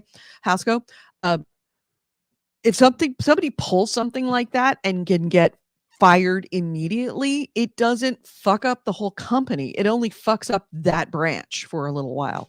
And then you can move things off to other branches that are still functioning systems normal. It just makes you more able to withstand disasters like that. Yeah. Because I'm sure that whole thing really, really fucked with Ubisoft from a business perspective. To have the one guy that all games go through that greenlights everything now, not only, I mean, even before he was gone, completely unable to function in that position because of the scandal. I think you can see how that's playing out now, years after the fact, because Ubisoft has 0 games coming out this year, and everything it is getting delayed. Mm-hmm. What was it? 5 delays now? 4 or 5 delays on Skull and Bones. With Skull and Bones, but even that, they don't have anything else. They don't have anything else. Yeah, between the pandemic and their own personal pandemic of SA, yeah, they're struggling real bad, and they will for a long time. So this just makes them more able to withstand losing an arm. Instead of losing the head of something, you're just losing an arm, and you can transfer everything over to the other arm until your new arm grows back. Yeah. Yeah. So I mean, I'm okay with that, but at the same time, I'm not okay with that because it's also much easier for them to hide all of their little, problems within their company when they're decentralized like that. We'll see. I still don't like them, even though a disclaimer, because whenever we talk about Ubisoft, I want to be disclaimed that I own stock in Ubisoft. I have invested some of my 401k into it. Disclaimer. Let's see. Next item is, let's see. I've got something. Elden Ring. Okay, that seems good. Instead of going about more harassment, let's break it up with some Elden Ring. Which is like harassment you like. Abuse that you're okay with is Elden Ring. Oh, Melania can hit me anytime. Anytime she wants to. So, major update came through. Was it this week or was it last week? Elden Ring. Yeah, I think it was. I want to say Thursday. I think it was this week. Yeah, Thursday. It was like 2 days ago. Elden Ring update. 1.07. Bunch of bugs fixes, bunch of other stuff, but some of the more newsworthy parts of it is, one, they have made changes to it that will allow you to have separate scaling, damage scaling for weapons and skills and spells and incantations and everything else from between multiplayer or between PvP and solo. So that they'll essentially be able to balance the game for PvP differently than balancing it for solo, because that was one of the problems, is that if you balance for PvP, it would be nerfing the solo experience. And if you balance for solo, it would be fucking up the PvP experience. So now you can enjoy your broken builds in solo and be just fine, knowing that that it's not going to be affected by from trying to make it more fair, make the PvP experience more fair for all the players. So it's kind of nice that they're going to be independently scaled. Yeah, this is a really good decision. Yeah, it's something that a lot of people were talking about. Even though I don't play Elden Ring, I do pay attention to the news, and I do pay attention to the scuttlebutt. And yes, people were saying this for a very long time, that once they started trying to play with the multiplayer PvP balance, it started to really mess with the solo experience. And people that were relying upon stuff that they had been relying upon for a long time, all of a sudden didn't work. And that was not good. It also lowered, well, here's an example of it. This patch lowers the power of Ashes of War across the board, but only in PvP. It did the same for the incantations Ezekiel's Decay and Aghiel's Flame. They simultaneously improved poise damage and stamina attack power. The result overall is going to be a more balanced multiplayer experience, and it's not going to undermine the solo experience that people are enjoying. The other thing, other than a bunch of fixes and bugs and combat stuff that we got kind of worked on in this big update, the other thing is it was an Elden Ring update, so you know what that means. Data miners were just tearing it apart to see what they could find inside, just pulling open the engine to see what kind of stuff might be stuck inside there that they could figure out what's coming next. And of course, they found some in the code. The juiciest thing they found so far was the addition of files that relate to in-game coliseums. I guess, Nick, you can confirm this, is that there were coliseums in the game? Yes, there's one in particular.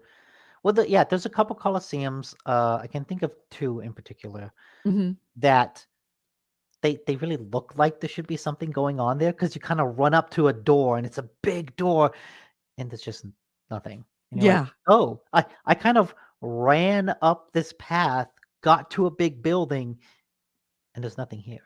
Yeah. Well, that just their existence has made people think. But in this most recent code, there was a little a few more breadcrumbs of what those might be. What data miners saw on the insides featured battles between beasts and gladiators, which were internally referenced with names like Old Lions in the arena. And the coliseums were updated behind the scenes, and data miners found files that suggest the eventual addition of a new legacy dungeon. Cool. So yeah, they're setting the stage. They've put the code in to set the stage for having those coliseums open up. There's a channel on YouTube called Zuli the Witch that makes a lot of videos about the Souls games, but they're all about going into the code and like digging into the code and seeing what the code says about these characters. Right. And so they've had a lot of interesting videos of like, oh, maybe this character was meant to be mounted because they've got like the code to attach them to another object at their waist where they would be sitting. And one of their videos went into, there are these like gladiator looking bosses, not bosses, but like gladiator looking enemies. And what they were looking at is based on their name, it looked like they were meant to be people that you would fight in the arenas. But then when the arenas got closed, they're like, oh, well, maybe we can take this enemy out and put them in other places in the game. Right. And there's a lot. Zuli, AC Wraith asks, what's the name of the channel? It's Zuli the Witch, Zulie. There's a lot of really awesome like digging into the code and seeing what that says about development videos on there. And what's great is they're only like 3 to 5 minutes. Mm-hmm. So Those are the best kind with little short stuff. I'd recommend if people are interested, not just in like Elden Ring, but in like game development and how games change over time, check it out. There's Mhm. there's actually a video about one of the boss characters who's actually like one of the more iconic characters in the game. And who kind of reappears throughout. And one of the questions was, it seems like this character, this boss, is like projecting himself across the world. And like, oh, that's why you fight him multiple times before you fight him for real. But as he went to the code, he's like, well, this character doesn't have like the same, something about it suggests that he wasn't originally supposed to be a boss character. That something about him was like, oh, he was supposed to just be a standard enemy in a location. But at a certain point that changed. And then they were like, well, let's actually make him an important character. And it's like, but wait, there's so much story written around him that feels like it's integral to the lore. And the idea that that character could have been, oh, let's just take this enemy model and actually make it a boss instead and write some lore for him, that they could do that in a way that makes it feel so naturally integrated. Yeah. It's really cool. Nice. Totally unrelated. It's been 2 weeks, so I forget what I've told you and what I haven't told you. Have I told you about the reason why I got the gaming PC? About the game Terra Invicta that I want to get?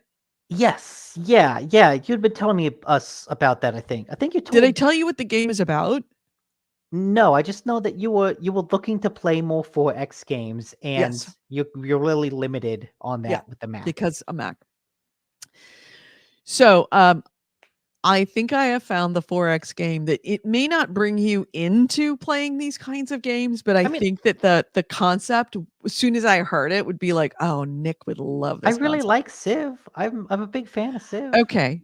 This is Terra Invicta is consider it like a sort of like a modern day Civ, more like Crusader Kings modern day, but more like a Victoria 3, that there's a lot more to do with economy and controlling the population and working international relations, et cetera, et cetera. So you pick somewhere, and when it starts the game, it geolocates you as a player, and it starts you as playing in the country where you are. Oh, that's cool. So, like, somebody's from Britain, it starts them playing, or somebody's from, like, the one guy that I saw, I was playing from Ireland. He goes, every time I start, I'm on Ireland. I said that they must geolocate. And of course, I've been watching other people in Australia. It always starts them in Australia. So I'm assuming that if I start it, I'm going to start in the United States every single time.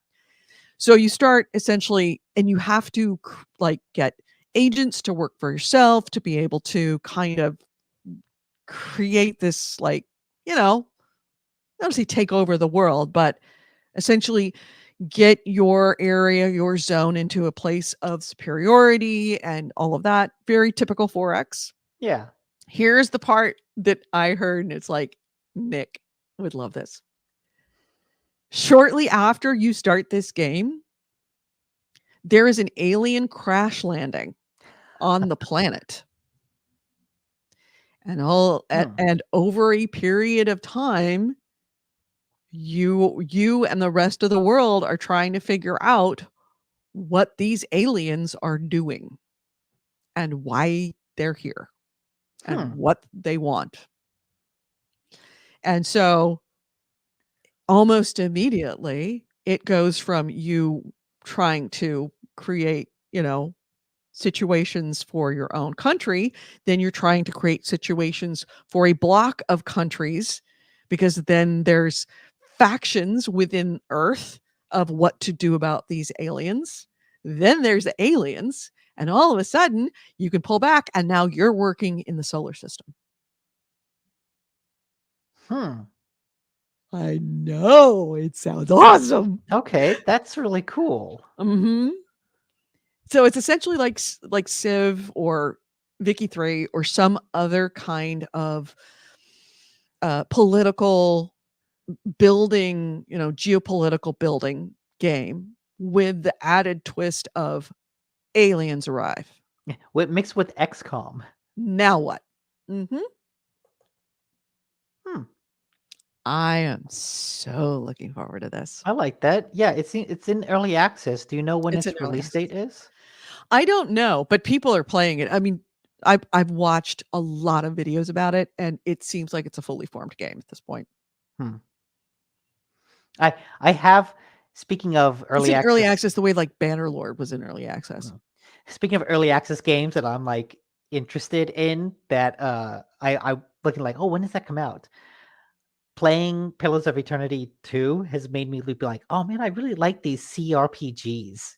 I want to play some more of these. And I remember there's a lot of hype around Baldur's Gate 3. Yeah. And I was like, wait, is that still in early access?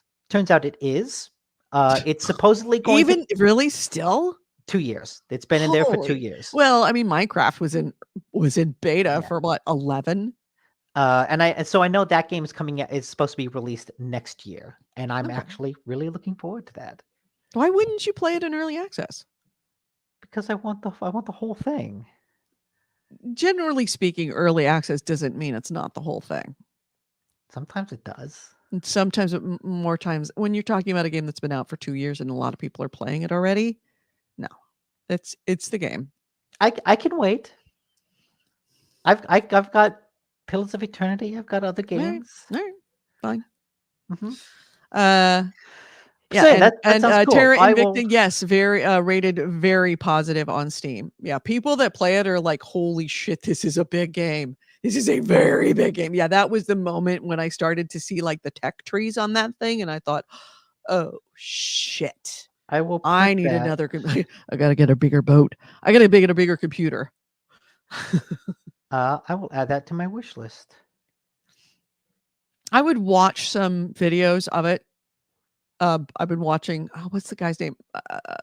Potato McWhiskey, an Irish guy who's been playing it. Oh, jeez. It's a great name, huh? An Irish streamer. Named Potato McWhiskey. And he's been playing it, and I think that I was just sort of watching it, figuring that it would be play for a couple of episodes. I think he's like 10 or 12 episodes in, and it's getting really Oh, wow. crazy about what's going on. It's because, of course, there's space building now, and there's wars going on both on the ground and in the low orbit and high orbit and around, Saturn, and it's all kicking off. Thank you very much. There is the potato, just to prove Potato McWhiskey is very much a real thing. Anyway, sorry to get on a diversion, but I meant to bring that up to you because the minute I heard that setting of the game, I'm like, I gotta tell Nick about this. He would love this idea. All right. So Okay. what was I'm on Potato McWhiskey's channel. I will subscribe to him. Yep. I'm watch. big thumbs up on that. Okay. He doesn't need my, promotion, but if you are interested in Terra Invicta, yeah, him and Perrin, who's the guy that does the Ukrainian PowerPoint analysis that I'm totally addicted to. Yeah, he's also doing his gameplay channel because even though the Ukrainian analysis is by far way more popular, he still is playing games, and Terra Invicta is the one he started to play. So, but Potato McWhiskey is going deep in this. Okay, let's see, you just did one. I will do one. As I don't think I have much more than one more. Let's see. Elden Ring. We talked. Oh, all right. Here is my last item. And it's kind of a fun story about something shitty it is shitty should have been shitty, but actually ended up helping someone. Okay. All right. So I'm not sure if you are aware of this thing called price tourism. Are you familiar with the term? So price tourism is a rather scummy practice of people in, I don't want to say first world, but highly developed countries that have really good economies. I can see what and like say they go on and they see that a game that they're interested in is $25 on like their console. Like say, I'm just going to use Xbox for an example, an Xbox store. It's game they want. It's $25. What they will do is they will spoof their IP, or they will sign up for an account based in another country where one, you have really good dollar to whatever currency ratio for the dollar. So your money goes further. And two, that a lot of countries, a lot of developers and a lot of consoles have different prices for different countries based on their economics. In a poorer country, where like say somebody, the annual income for that country is like $7,000, you can't put a game up for $20. You have to make it cheaper. They'll sell it for $1.50 or $2 because it's a ratio of what the income is for those people. So essentially it's taking advantage of depressed economies and that have very low currency values. So the practice absolutely sucks because it's not only shitty to take advantage of depressed economies like this, but it also really, really, really hurts the developers because, of course, you're paying $2 for a game that you should have been paying $25 for. So Mike Rose of No More Robots, you will know him. What was the last? No More Robots did that game that we played a lot, and then we got to the end game and we hated it. What was that game? We played multiplayer. Like you could pop in and pop out in the game. God damn it. We played a lot. We tried to really like the multiplayer too. Yes, Your Grace, Family Man, Not Tonight, Hypnospace Outlaw, Noah Prophet, Tombstone, Heist Simulator, Fashion Police Squad. Maybe I'm mixing them up with someone else. No, I'm fixing them up with People Can Fly. Never mind. Yeah, that was Outriders. Yeah, Outriders. There we go. No More Robots. No More Robots was Yes, Your Grace. So very independent. By the way, Yes, Your Grace, very good game. But, I played Yes, Your Grace. Yes, Your Grace was fun. Yeah, it's a really good game. No More Robots, Mike Rose of that company revealed that price tourism ended up actually helping them a lot very recently. And it was just really comes down to a quirk of the Nintendo Switch. So they released a game called Let's Build a Zoo. And it was made by a developer called Spring Loaded. And it was No More Robots' biggest investment to date into this game. And it went on, they released it. It performed very well on PC. And at the end of last month, the game came to consoles, including the Switch. And it went up for pre-order a week before release, which was on September 22nd. And then when it went up for pre-order, they started looking to see what the pre-orders were like. And strange things were happening with the pre-orders. The Switch version pre-orders, 85% of them were coming from Argentina. And it's like, fuck, it's price tourists because maybe Argentinians just really like zoos. Yeah, no, 85% of them. The game was $24 in the United States. It was $1.50 in Argentina. So obviously they were not Argentinian sales. These were price tourists. And it was like, he saw that, was like, fuck. 85% of the games that we just sold on this console sold for $1.50. But then another weird thing happened, but a good weird thing. Nintendo compiles its regional sales and it lumps all of the Americas together, meaning North America and South America. meaning that Argentinian sales were lumped in with American sales as far as volume. And they look at number of copies sold. They don't look at revenue. So all these Argentinian pre-orders of those like tons of people buying from Argentina, they were registering in Switch's algorithms as US sales. And because of that, the algorithm started promoting Let's Build a Zoo way more than it would have. Oh. And far more heavily Yeah. on its storefront in the Americas, which means that it was being promoted very heavily to the highest paying customers, Americans. And then, because it was being promoted very heavily in the United States and they were getting a lot of sales in the Americas, the EU store saw that, and the algorithm on the EU store started to think the BitGame was really big business, and it started promoting it to the rest of the world. Rest of the full price paying nations were also getting like, hey, buy this game. It's hot. It's hot. It's new deals. It's hot. This is great. It's hot. So by launch day, September 29th, so this started happening on September 22nd. By the 29th, the game was listed high on both the Great Deals tabs, on both stores, like the EU and the United States Great Deals tab. And according to Mike Rowe, that it's hard to know how much actual money extra money they made from that, but he has had that happen before. And he says it's doubled the sales of the game. And just by being on that Great Deals page and listed very high on the top of it. So yeah.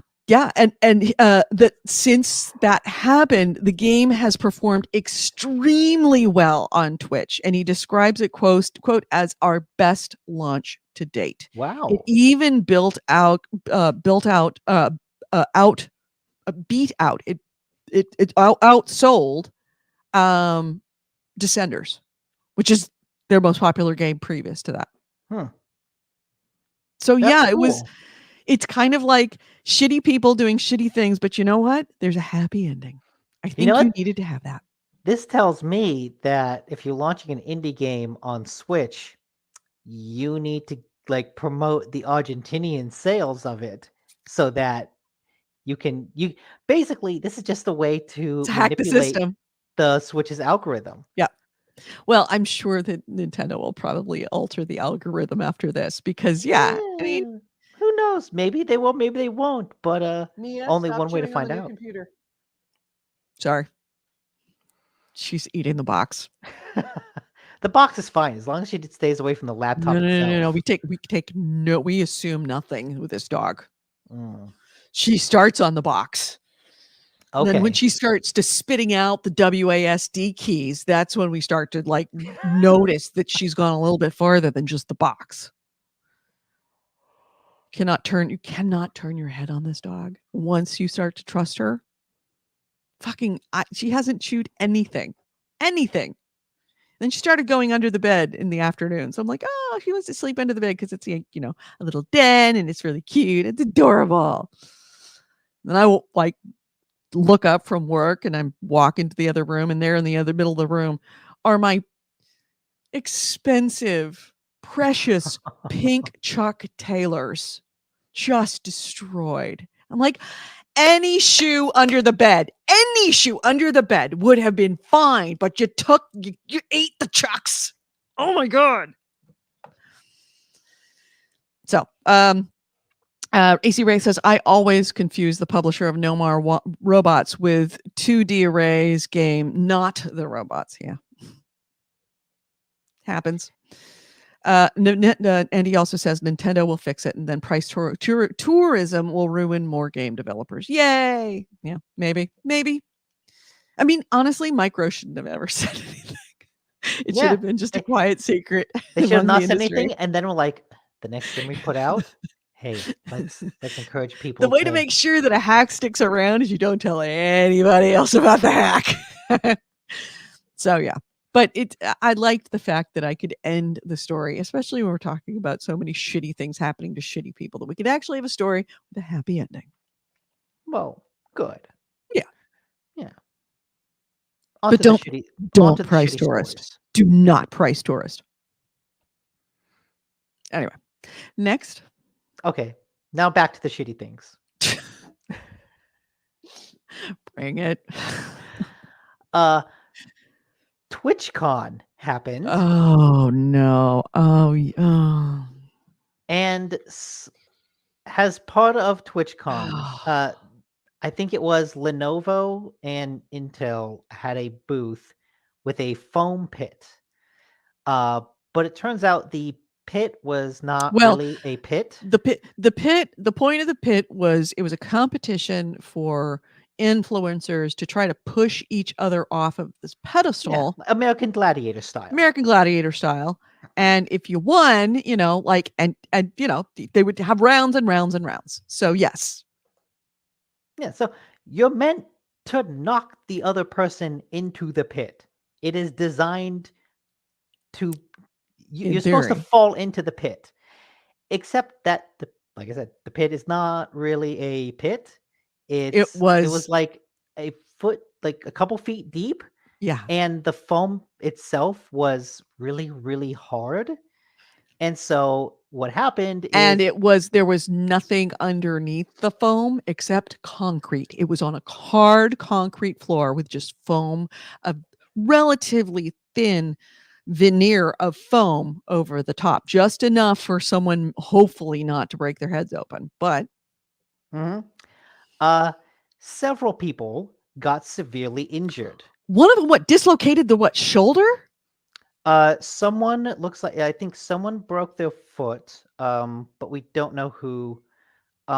Someone on Twitter dislocated a knee, I think, or something like that. Someone dislocated their knee. Another person said that they fell in and just like couldn't walk most of the day because their back hurt.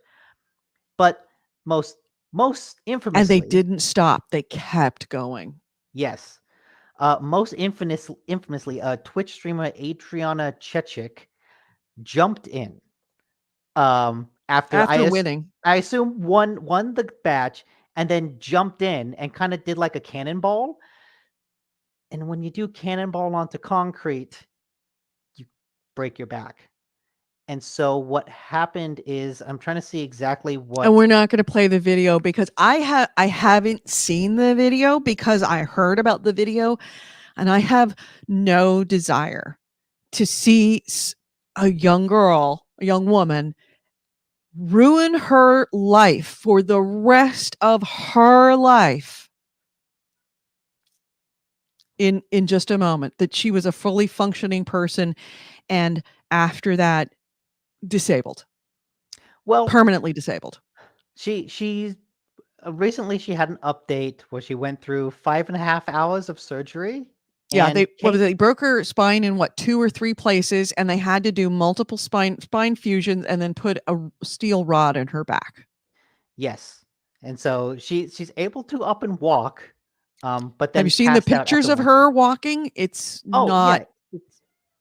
I mean, the videos of her walking, it's not like she's just up and walking. She's got a in a back brace, in a using a what do they call this? Walker. Yes, and my point is she's not paralyzed. Yeah, what? Sorry? She's not paralyzed. No, she's not paralyzed. No, she's not paralyzed. But that's backs don't just heal. As someone whose husband was disabled for a lot of his life because of his neck, after he went to sleep in the one night and woke up in the morning and was permanently disabled because his back blew out.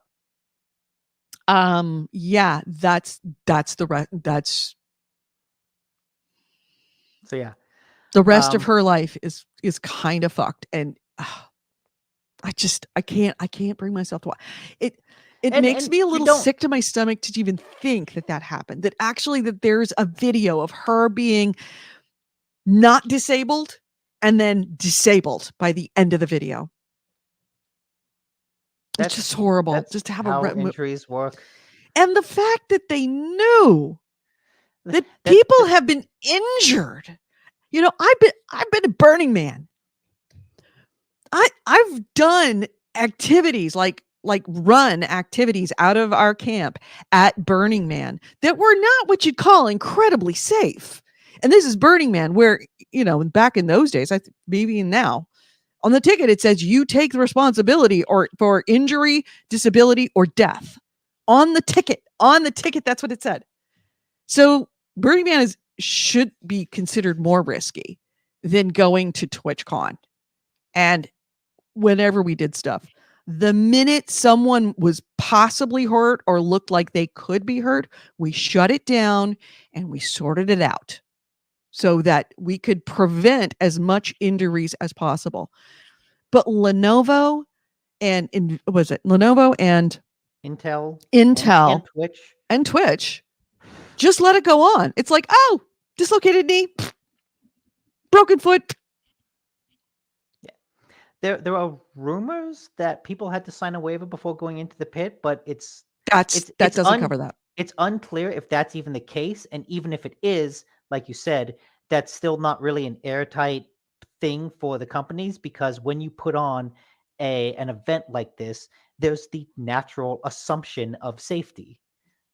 Right. Well, no. And so there is. I mean, that's what the waiver is. The waiver says that I recognize that this is a hazardous activity and I may get hurt, but that doesn't cover negligence. yes, and having it go on after multiple people were injured speaks to negligence. Right. That the common sense should tell you that the way it was built was a bad idea.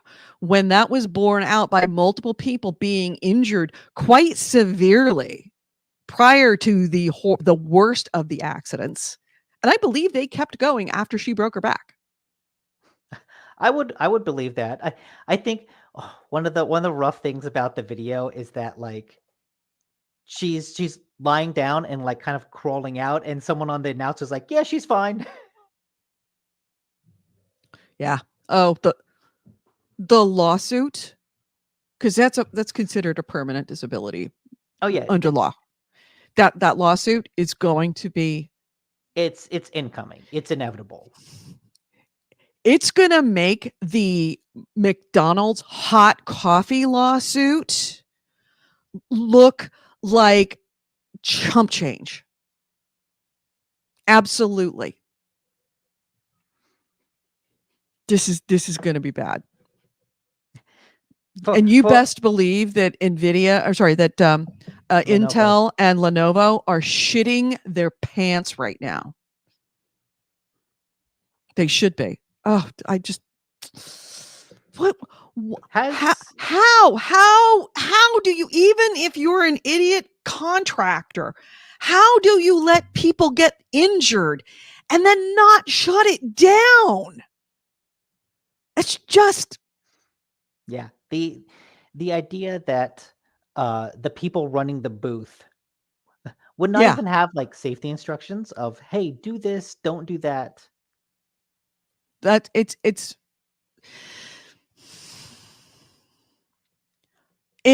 speaks a lot to, honestly, and I'm going to go out on a limb on here, and yes, I know I'm on Twitch. I think that it speaks very much to the way that Twitch and a lot of influencers view human beings. That it's all about creating content. Don't worry about it. You know, move fast and break things, film fast and break things. I'm not going to worry about the implications of what I do. It's that same kind of thinking that drove that idiot woman to draw her art on, like in national parks, and then take photos of it and then post it to social media, where, like, she's now. I mean, she got sued by the the national parks had to find her. She was put, drawing on, millennia old natural landmarks, and then taking pictures, because it's like not thinking beyond content. It's like it's content. It's content. It's like, well, what? I think that's different. I don't think that it's her fault she got injured. No, I don't think she's injured. I think it's Twitch, that they were not as concerned about safety as they were about making content for the stream. The stream mattered most. I believe that. I was actually talking to a friend the other night that the debacles with Twitch, whether from this to them like cutting the pay of streamers, I honestly don't think Twitch will be around at the same time next year. I think Amazon, this has the potential to sue them into the Stone Age. Yes, but I think Amazon is tightening the financial belt on them, and they like all of the controversies around them stem from finance issues. Right, like they're trying to make up money. Amazon is tightening its belt. Amazon isn't interested in like, this isn't Horizon Worlds where Amazon's like, oh yeah, we like streaming video games, so we'll just dump money into this. No, they're like, hey, I see you're losing money. You make this up or we will cut you like a cyst. Yeah, well, that's what they were 5 years ago, was we're going to dump money into it because we want to own the streaming of video games, but that's not the case anymore. Yes. And so this, on top of all of that, has the potential to just make all their financial situation way, way worse. Yeah. And so I will be surprised if Twitch lasts, is, like I said, is around the same time next year. Do we want to make a bet on this? Or do we want to do a Twitch poll of how long Twitch is going to be a business? We can. We totally can. I'm going to do it. All right, here we go. I'm going to be that asshole. Will Twitch still be around? I am going to say 1 year. Oh, no. Here's the question. Will you be able to stream Starfield on Twitch? No, I'm not doing that. Will Twitch... When will Twitch be shut down? 1 year? 1.5 years? 2 years? Never. Only going 2 years? I think after 2 years, it's going to be, I mean, by then the world's going to be different anyway. All right, so the poll is up. In 2 years, the world's going to end, so it doesn't matter if the story. Oh yeah, it's all going to be just zombie apocalypse by then. So yeah, I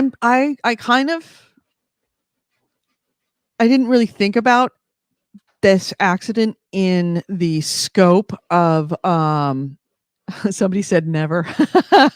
I didn't really think about in the scope of the whole Twitch troubles as far as their business is concerned, but you're right. This probably is going to play very deeply into this. That when a Twitch dude is pulled in front of, Jeff Bezos et al. And told to explain yourself and why we should keep you around, this is going to come up. This is very much going to come up. That it's not just that you're losing money, but that you're actually got sued for, a very, what is probably going to be a very, very, very large amount. Yeah, in the chat, AC Wraith says it will die in popularity but survive as some sold property.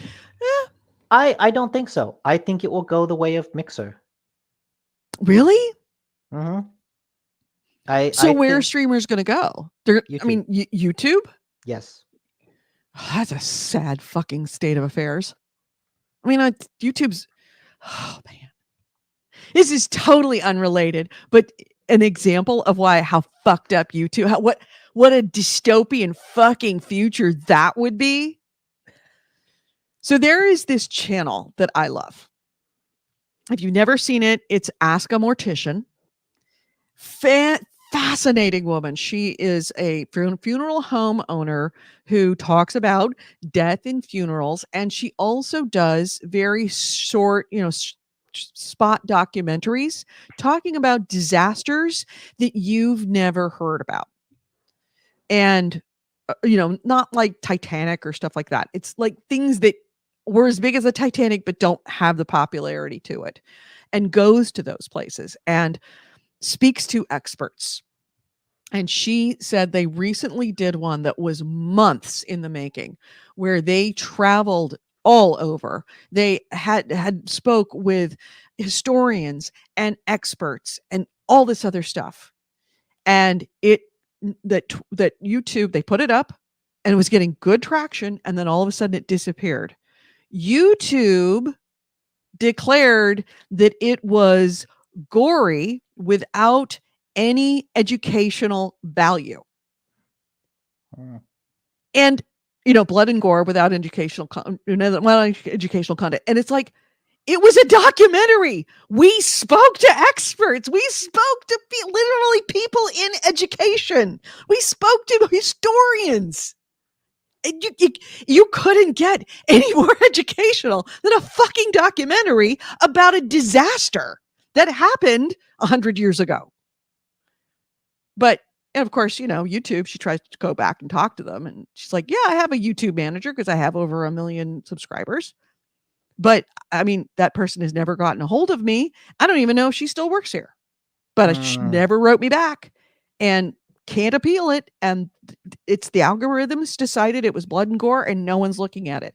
And she's a big streamer. She's, I mean, not streamer, but she's got a big YouTuber. She got a lot of subscribers. There we go. Ask a Mortician, did we really violate community guidelines? And she's just devastated, and she's angry because, of course, she spent a lot of money, a lot of Patreon money, a lot of her own money, and a lot of time, because it was months in the making. The documentaries are not fast. If that's what we're looking forward to for our future as streamers, where they have a fucking broken algorithm and nobody returns a phone call,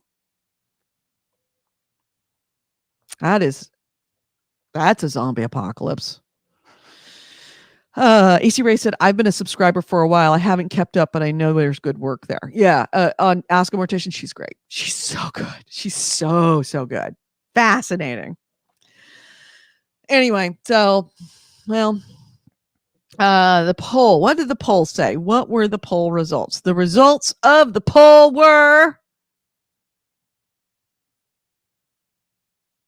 never.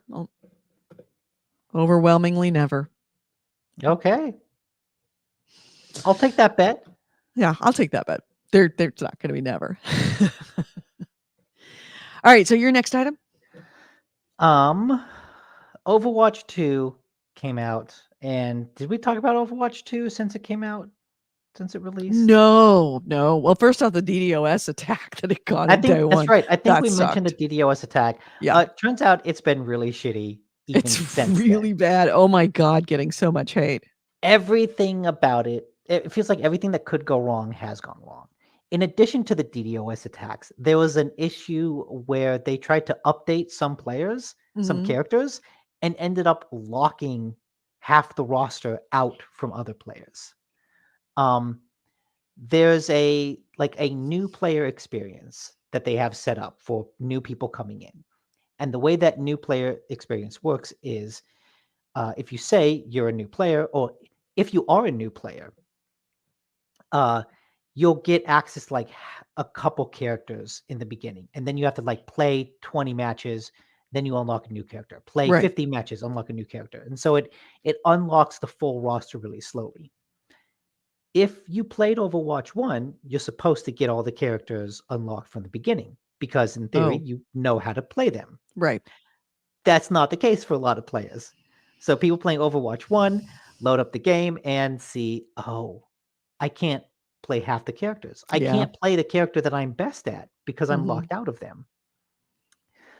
In addition to that, it seems like one of the issues that a lot of console players have is that during crossplay, aim assist is turned off for console players, which if you've played a first-person shooter on consoles, that makes everything significantly more difficult. Yeah. And there's some people saying like, "Oh, this is understandable," except that this is for quick matches. In competitive match, in ranked play, aim assist. In ranked play, there is no crossplay. So in ranked play, console players cannot play with PC players because the aim assist, and Right. just the ability of a mouse to move gives a PC player a fairly big advantage. And so in ranked matches, they're not allowed to interact. In a unranked, in quick play, in a casual, supposedly the casual fun match, you would think that that wouldn't be an issue. That's where crossplay exists, but they've turned off aim assist, which makes it incredibly difficult for console players. And that's just the controversy is that if it's supposed to be a casual match, why is this turned off? Right. And can you turn it on? No. It's part of the default, like You can't go back into settings. settings once you've loaded in and turn it back on. No, I think if you go to like rank match, then it will be turned on because then like the game acknowledges, oh, you're only playing against other console players, so we'll turn this back on. Got it. It seems like in casual play, when it recognizes that there's crossplay active, it turns off aim assist for console players. That seems absolutely counterintuitive. Yeah. And so in addition to that, Blizzard has apologized with a free skin and other stuff.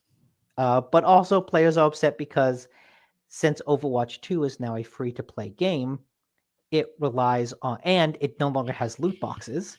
It requires on excessively priced microtransactions. Mhm. And so some of the skins that you can buy are just crazy expensive, like $25 for a skin.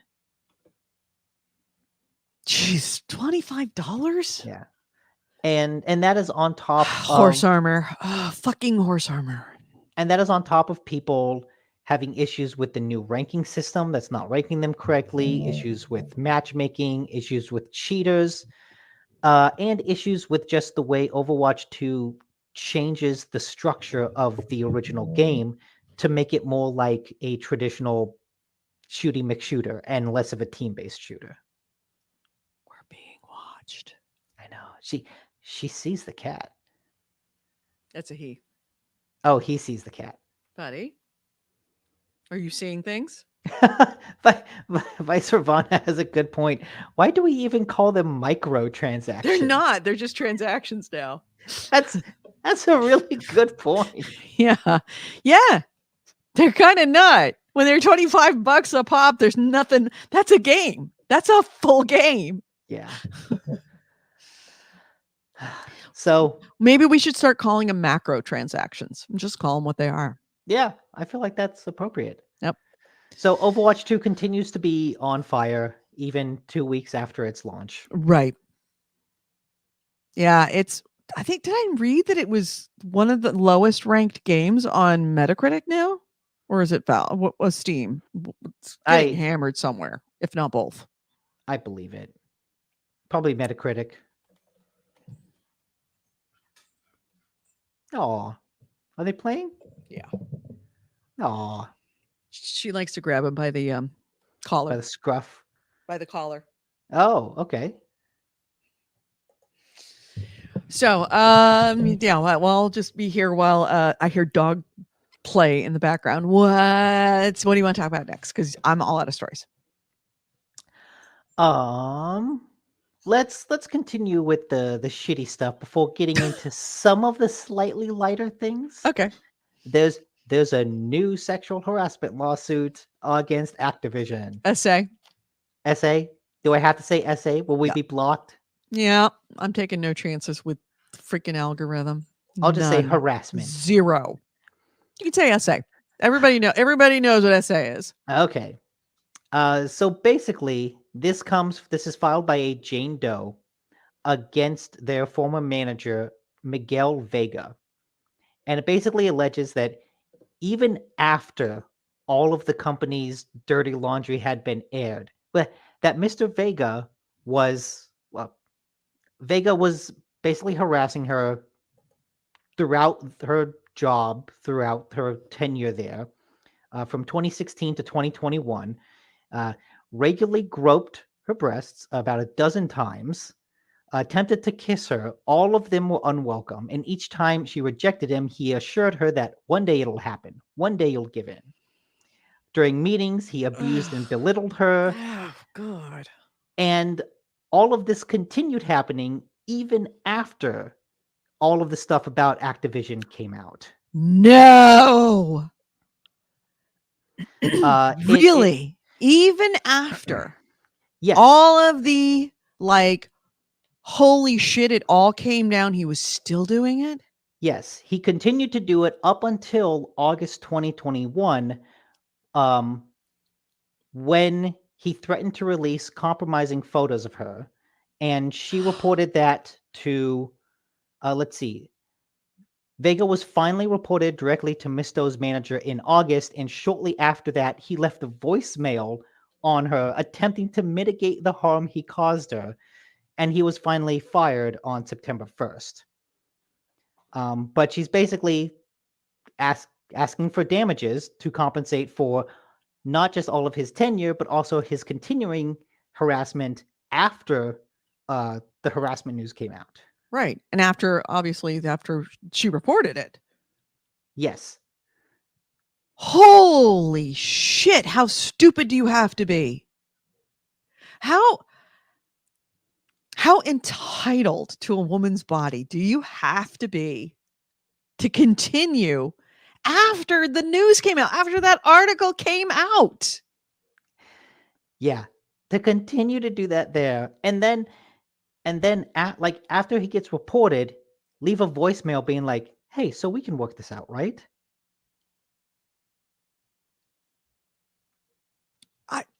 Do we know the name of this dirtbag? Yes, Miguel Vega. Miguel Vega. Well, I really am glad that his name is now well known. Yes. Because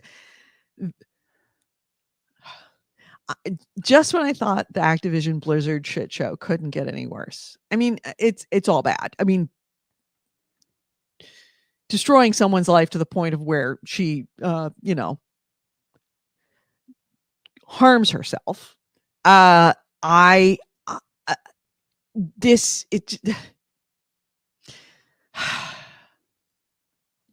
endemic. It's suggestive that no matter what Activision says to anyone, that this problem was absolutely endemic and pervasive throughout the company, to the point of being this shameless, like that having no shame, that they think that this is, that they having no recognition that this is not okay. Yeah. That it's so pervasive, it continues even after it becomes international news. Yeah. And that Activision doesn't do anything about it immediately. Like, it's that moment when it's like, what? I mean, these rules don't apply to me, or it's either these rules don't apply to me, or I didn't know there was any rules against it. Seems pretty common knowledge to me. Pretty okay with me. It's like, no, it's not okay. It's really not okay. Seriously, it's not okay. So this is in a lawsuit. So she's filed this lawsuit separate from everything else? Yes. I'm really surprised that this wasn't part of the original complaint. I mean, the EEOC complaint. Maybe for whatever reason, she was probably maybe she complained about it to the investigators, but when it continued, maybe now she decided, okay, enough is enough. I'm gonna do this on my own. Possible. I don't know. Because if anything, like a civil lawsuit like this will probably get resolved faster than whatever the hell's going on with the EEOC. At this point, just light the whole thing on fire. I know that Microsoft's buying them, but I think the only way that Microsoft can reasonably keep this company in business the way it is to just fire everyone. I mean, Fire you know what? everyone and then Honestly, rehire them all back. honestly, I don't play any Activision Blizzard games. You I could can't so either. It I say it feels sticky. It feels burn, gross. burn it all down. Yeah, burn it. Burn it all down. It just feels, even if it was an Activision Blizzard game that I really, really liked and I really, really wanted, I can't think of anything off the top of my head, but if it was, it'd feel icky to me for me to play a game of theirs. Even if it was on Game Pass and it was free, it'll probably feel icky for a really, really, really long time. Mm-hmm. Yeah, Vice Verona makes a point that, and then they think about how many people are still playing Overwatch 2, and it makes them sad. Mm-hmm. Yeah. Yeah. Yeah, Hershey's Health. So I'm glad so many women are finally standing strong. I think that it's not so much that the women are standing strong. It's that it really had to do with that EEOC thing. If that hadn't come out, all this would still be going on. None of this would have happened. The acquisition, the lawsuits, the revelations, the articles. What was it? Kotaku, I think, did the article originally. Yeah. None of that would have happened were it not for the fact that the EEOC was pushed to the point where it had to go public. Because remember, the EEOC went to Activision Blizzard and said, this is a problem, you need to deal with it. And Activision Blizzard said, fuck off. And they're like, no, really, you need to deal with it. You need to respond to this. And they're like, fuck you. They're like, okay, we're going to release it. And then they filed the lawsuit. And that's what made it public. And this is that same attitude of like, fuck off, it doesn't apply to me. We're Activision, fuck you. Yeah. And that's what's happening. I just astounded. Well, that's kind of like Twitch. I'm astounded that nobody in any position, like all of these people that ostensibly went to college, who ostensibly know business, didn't look at this and go, oh, this is a risk. This is a problem. Yeah. Like, even if you don't have any moral compunction about groping women, you got to recognize it's a threat to your company. Yeah. At this point, like, just when you think the bar can't get lower, it continues to get lower. They find a shovel. They just, man, Bobby Kotick, he just really, really, really just incompetent. Guy can make money, but he is an incompetent CEO. And hopefully criminal. Just a matter of time. I'm waiting for that lawsuit to come through. The investors and the stockholder lawsuit. Oh yeah. That's going to be the one that hurts him personally. And I really, really, really, really, really want Bobby Kotick to have to sell his fucking jet. Vice says, I mean, it can't get much worse. Bear maybe them opening genocide slave labor death camps in some third world country. I know at this point, if somebody said that Activision owned a genocide slave labor death camp, I would be like, really? I wouldn't put it past them. Exactly. They're so bad you can't parody them. And he says, and then I think about how many people play overall. And then yep, exactly. Well, I mean, there's a lot of people who don't give a shit. a lot of players that do not give a shit. For the same reason, there are a lot of people that own Keurig machines. That they don't give a shit that it's just burning down the environment. That there's enough K-cups to circle the earth something like 10 or 20 times out in our landfills. They're like, it's convenient. I mean, it's also not My company, they have who a ton has of Keurigs. who has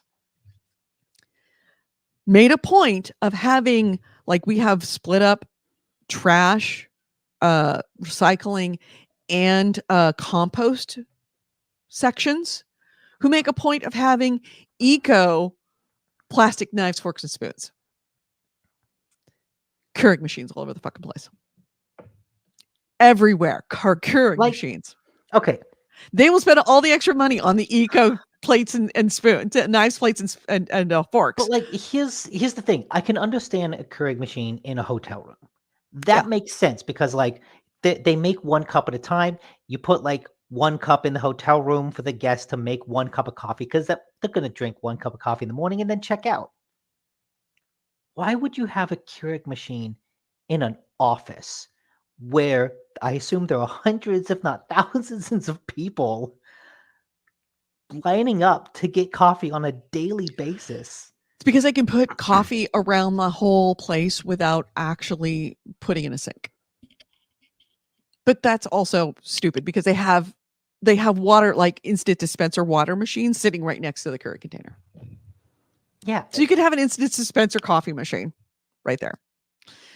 Or you could use, honestly, you could use an espresso machine. Yes, they're a little more expensive, but Nespresso recycles their pods. They're also, it can't be more expensive than spending God knows how much money on God knows how many Keurig cups a day. Where do you even keep that many Keurig cups? Okay. We have a Keurig guy that comes through and refills all the Keurig cups. Like a service. In pre-pandemic levels, based on how often people would like go to the coffee machine and get coffee. Like, and we have like a big coffee pot, right? It's like whenever it runs out, someone's like, well, okay, I want a cup, so I'm going to change the coffee machine. And it's like a big pot. They go through the process of changing all of it, put it in, and it fills it like, it's like that tall from my waist to my head. So it's a lot of coffee. And inevitably, by the afternoon, it's gone. Mm-hmm. From here to there. Yeah. That's a couple of gallons of coffee. That's at least a couple hundred Keurig cups. Yeah. Yeah. I mean, we also have regular coffee machines too, with like, dispenser machines, like the carafes. Oh yeah, we push down. But nobody uses those. I mean, we got a machine that all you have to do is stick the carafe in and stick the coffee in. Nobody uses those. Everybody uses a Keurig machine. Oh, Vice, we're talking about a Keurig machine. Keurig machines. It's basically a coffee maker that's designed to make a single cup of coffee. Right. Instead of like putting coffee grounds in a little container and then putting that in the machine and running water through it, and so you fill up like what is it? I don't know how many ounces, like 8 cups or something of coffee. You get these little packets and you put these packets in the machine and it makes it 1 cup, and then you take the packet out and throw it away. So it's like single cups, but like on scale, that's so inefficient. But it's designed for individual use. It's not designed for scale. Right. And so the idea of putting one of these in an office setting just boggles my mind. The first time I ever saw one was at KGO, and it made sense because you could get a cup of coffee it's fast enough to dispense a cup of coffee in a commercial break. You could run out, hit the button, put the pot in, close it up, hit the button, and in less than 2 minutes, you would have a cup of coffee. Okay. But that was the only place that it made sense to me in an office thing. Yeah, I could see that when the speed matters most. Yeah. So yeah, you just pop in that, I forget the thing. It's you stick a little pod inside and you stick the thing underneath there, and that's how it's made. And they're plastic cups known as K cups, and Keurig is now became so popular so quickly, and so many people started using them in their home that Keurig cups just became a ecological nightmare. And I don't know how. I mean, I know how we got it. People will still get Keurig machines, even though they know it's a fucking like it is a disaster ecologically. And yet they'll still get K-cups. So people will still buy Activision games, even though morally it is a disaster. I mean, because it's a game that they like. It's funny comparing the two because, like, at least I understand being an immoral asshole and still buying an Activision game. Like, sure, or just like not caring. I understand not caring. The K-cups, I'm like, but if you drink coffee, you want more than one cup. I drink more than one cup. Yeah. It just, to me, the Keurig like blows my mind because I've always thought it's like a niche product, right? It's something that you put in a hotel. It's something that like my mom has one because she'll have like maybe 1 cup of decaf coffee every couple days. It's like, yeah, okay, that makes sense. Right. But they've exploded in popularity in a way that I'm like, really? I thought this was a niche thing. No, it's huge. And I don't get it. And it is the reason why I got an espresso machine, even though it is twice as expensive, and why the coffee is also twice as expensive, is because when you order from Nespresso, your box of, I've got one right here, your big box of coffee that you get from them with your, sleeve of pods comes with a plastic bag that is pre-addressed. So you dump all of your Nespresso pods, they're metal instead of plastic. You dump them all in this bag, and when it's full, you just seal up the bag, you take it to a UPS store, and they deliver it back to Nespresso for recycling. Okay. And it couldn't be more convenient. And in New York, it actually, all you have to do is put the pods in your recycling, and they will recycle them. They'll send them to Nespresso for recycling, and it's a better cup of coffee, honestly. So anyway, Blood Reaper says you can make hot chocolate in them. You get the hot chocolate pod, you get the tea pod. Yeah, I've seen one that had chicken soup, not chicken soup, but chicken broth. A chicken broth K-cup. They essentially take bouillon and they just pour the water through that and get bouillon. You can buy chicken stock and like it. Right, but if you were at an office and you just wanted you didn't want coffee and you didn't want tea, you just wanted something to drink like food-ish. You could make yourself some chicken soup. But it's chicken. It's not chicken soup. It's not chicken soup. It's chicken broth. It's chicken flavored water. Chicken flavored water. Well, it's like bouillon. Yeah, I don't just drink bouillon. I'm not going to get the chicken stock out of the pantry, undoing it, and just looking it down. Some people like that. What the fuck? Right. I like a cup of chicken soup like that. In New York, you need to buy 20 to be 21 to buy whippets. Yeah. But you can get whippets in bulk on Amazon. I know because I've got them. I will give Keurig credit for somehow managing to make nonsensical things mainstream. Kudos to them. Vice, what is offending you? Is it talking about chicken soup for the K-cup? What? Yes, drinking straight chicken stock. Like what kind of? No, it doesn't change the taste of it. That's the thing, is that it doesn't change anything. That's the whole thing of the K-cup. It doesn't change from the tea to make coffee to make it taste like coffee, the coffee to make it taste like tea. It's a clean experience.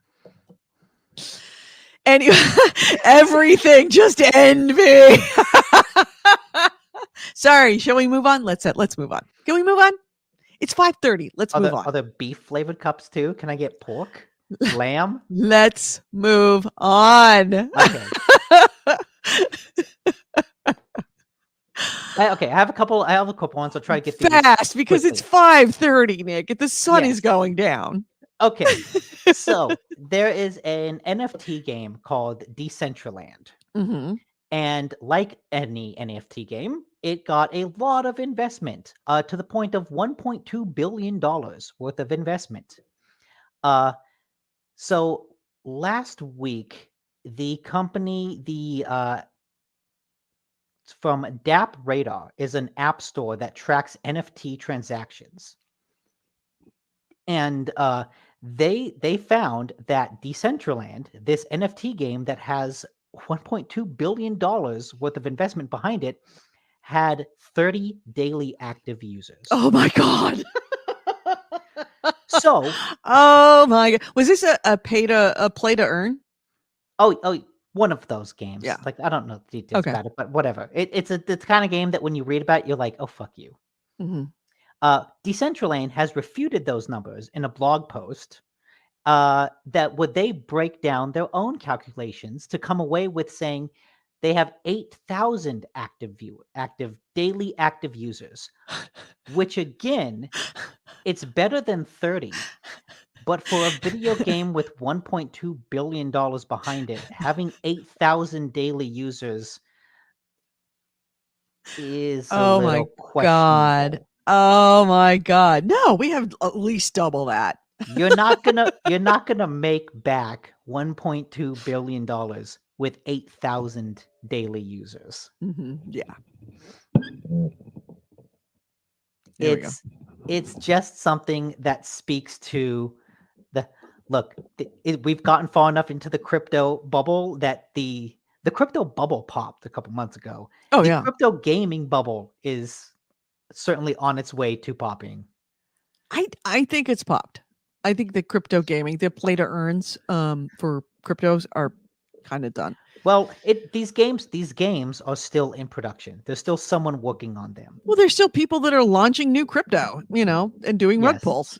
I- They will always be there, but the problem is that now it's nothing but scammers. Yeah. I want to see Decentraland be like, okay, we're finally pulling the plug on this. We realize we just don't have enough users.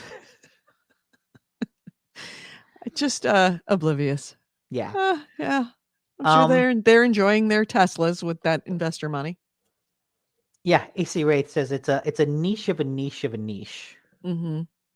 And like he says, that's the games he plays too. And like I love a good niche of a niche of a niche game, but the niche of a niche of a niche games I play did not cost $1.2 billion Right. of investment. All right, let me do the math on this. Clear. Okay, so wait, while you're $1.2 billion. Okay, the games you make. 1,2,0,0,0. Let me see. That's 12 million. That is 1 million two. So AC million, right? Or billion?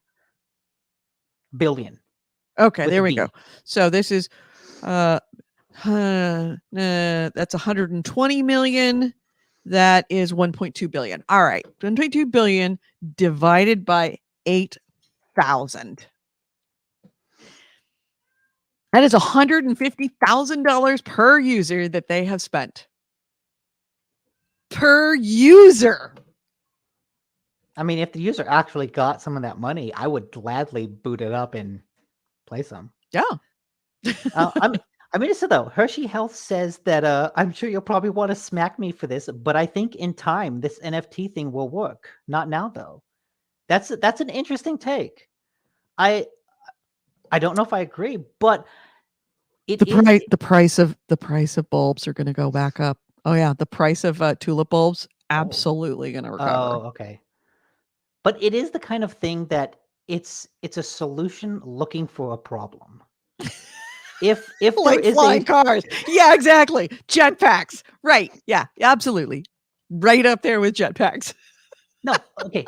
I will say, if the world ever descends into such a dystopian level that the metaverse actually becomes a viable form of entertainment, then crypto might work. NFTs would actually work. If we all go so fucking insane to think that metaverse would work, then yeah, we might just be fucking insane enough to put all our money in NFTs. If we are actually living in the dystopia of Ready Player One and these other VR worlds, then it would work. True. I mean, the what is it? Chemtrails might just you make us want? all that stupid. These cats keep hanging out by the door. I don't know if they want to come in or go out or come in and go out. They're Anyways, cats. They're cats. So a couple weeks ago, G4 TV laid off a lot of its staff. Mm-hmm. It was still going with the skeleton crew. Mm-hmm. Today, it was announced that it's shutting down. Did you put this on your No, I list? didn't. Fuck Because you, Nick. the headline was published 20 minutes ago. Really? Okay. This So is breaking news. All right. So I'm actually there. I will absolutely give you a pass for breaking news. Yeah, so G4 TV, the relaunch of G4 TV has been unlaunched.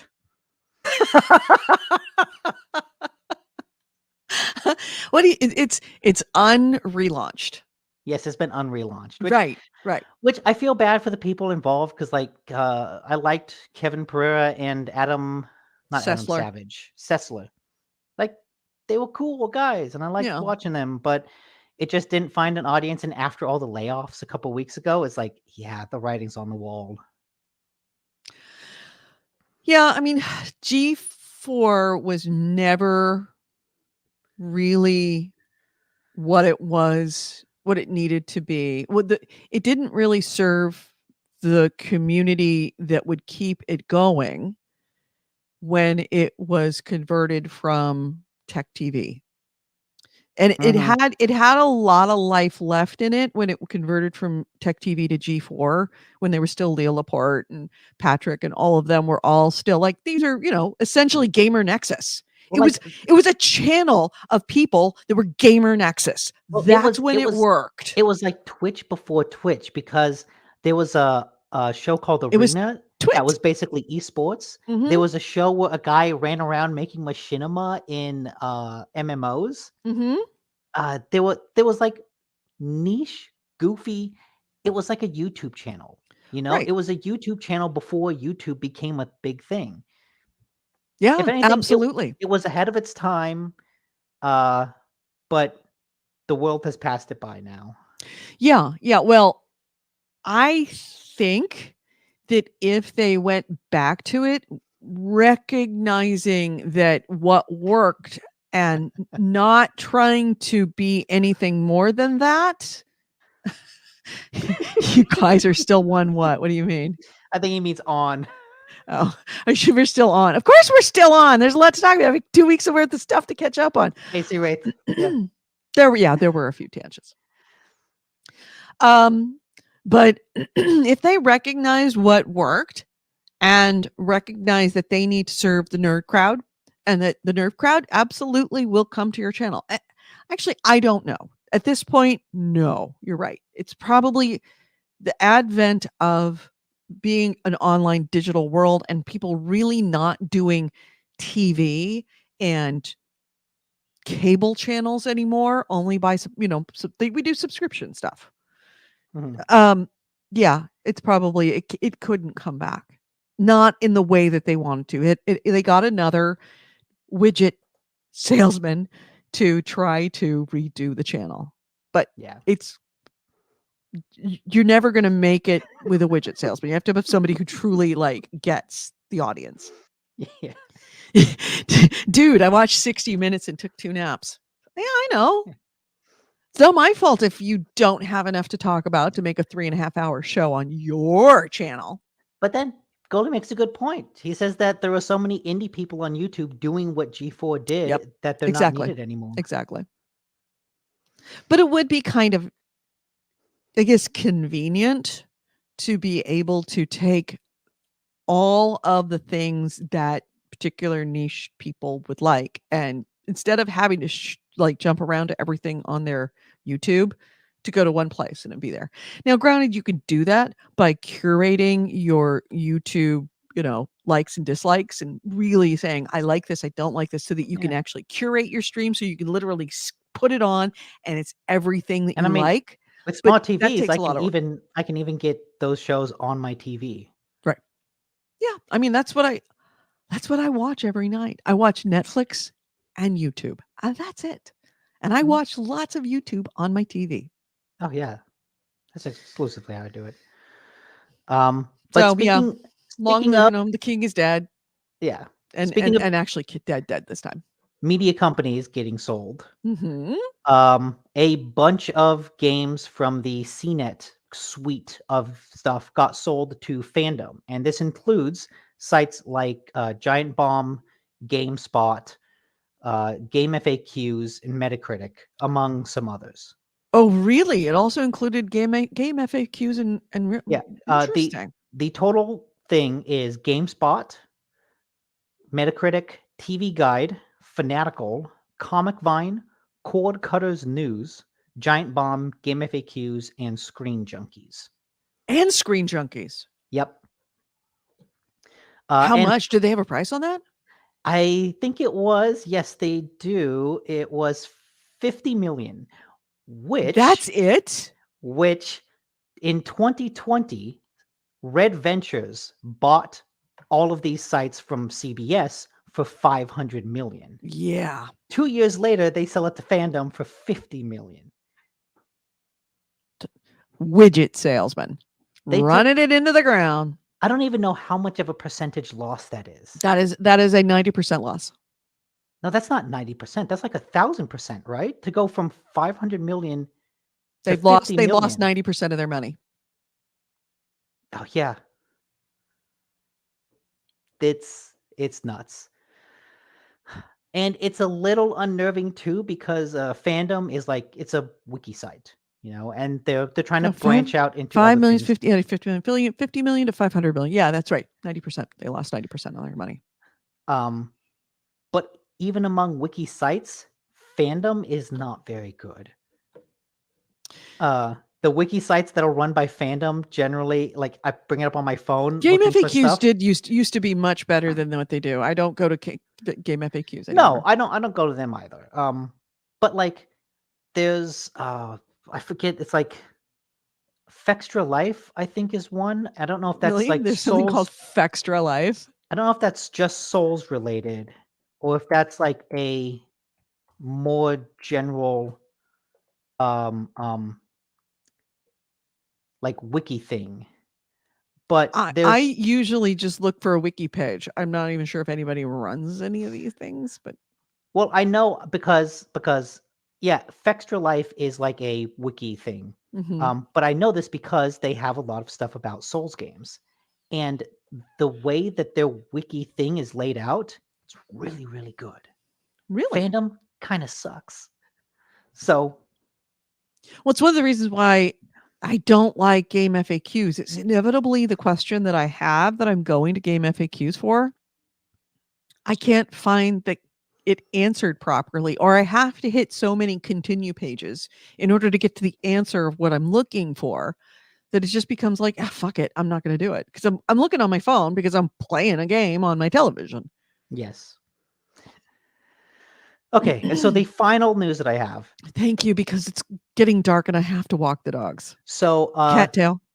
the developer of Disco Elysium, Mhm. Zaum, ZA/UM. It's important to know there are two entities called Zaum. There's a cultural association, which is like kind of a group of creatives that got together and created like a creative group. And then there's the developer Zaum, the business side of things that's got like money behind it that makes Right. the game. On Twitter, one of the leads of Disco Elysium has said that I, Martin Luega, founding member and secretary of the Zaum Cultural Association, as well as a member of the core team, am hereby dissolving the Zaum Cultural Association. Not to be confused with the company, on which subject I would note that neither of the other two leads are working there, and that leaving the company was involuntary. And so basically what this means is that the company fired like the three main lead writers of Disco Elysium, kept it quiet for months until this guy on Twitter announced that he was shutting down the cultural association Zaum to work to like, because to go on to do other things. And it brings into question, is there going to be a sequel to Disco Elysium? What does the developer look like now that the people that founded it were basically kicked out? And it raises all these other questions about, mixing of art and commerce, because Right. the artists that created the game that made it very popular won a whole bunch of Game of the Year awards. Now the money people are like, we don't like what you're doing next. Go. Right. And fires them. So it calls it the Man, studio so much of these itself. stories have come down to money over people. Yeah. Almost like this is a recurring thing on all, like from the beginning of when we started the news, continuing through money over people. Yeah. And so that calls into question a lot of speculation about what is Zaum going to do next. Are they even going to follow up Disco Elysium with anything?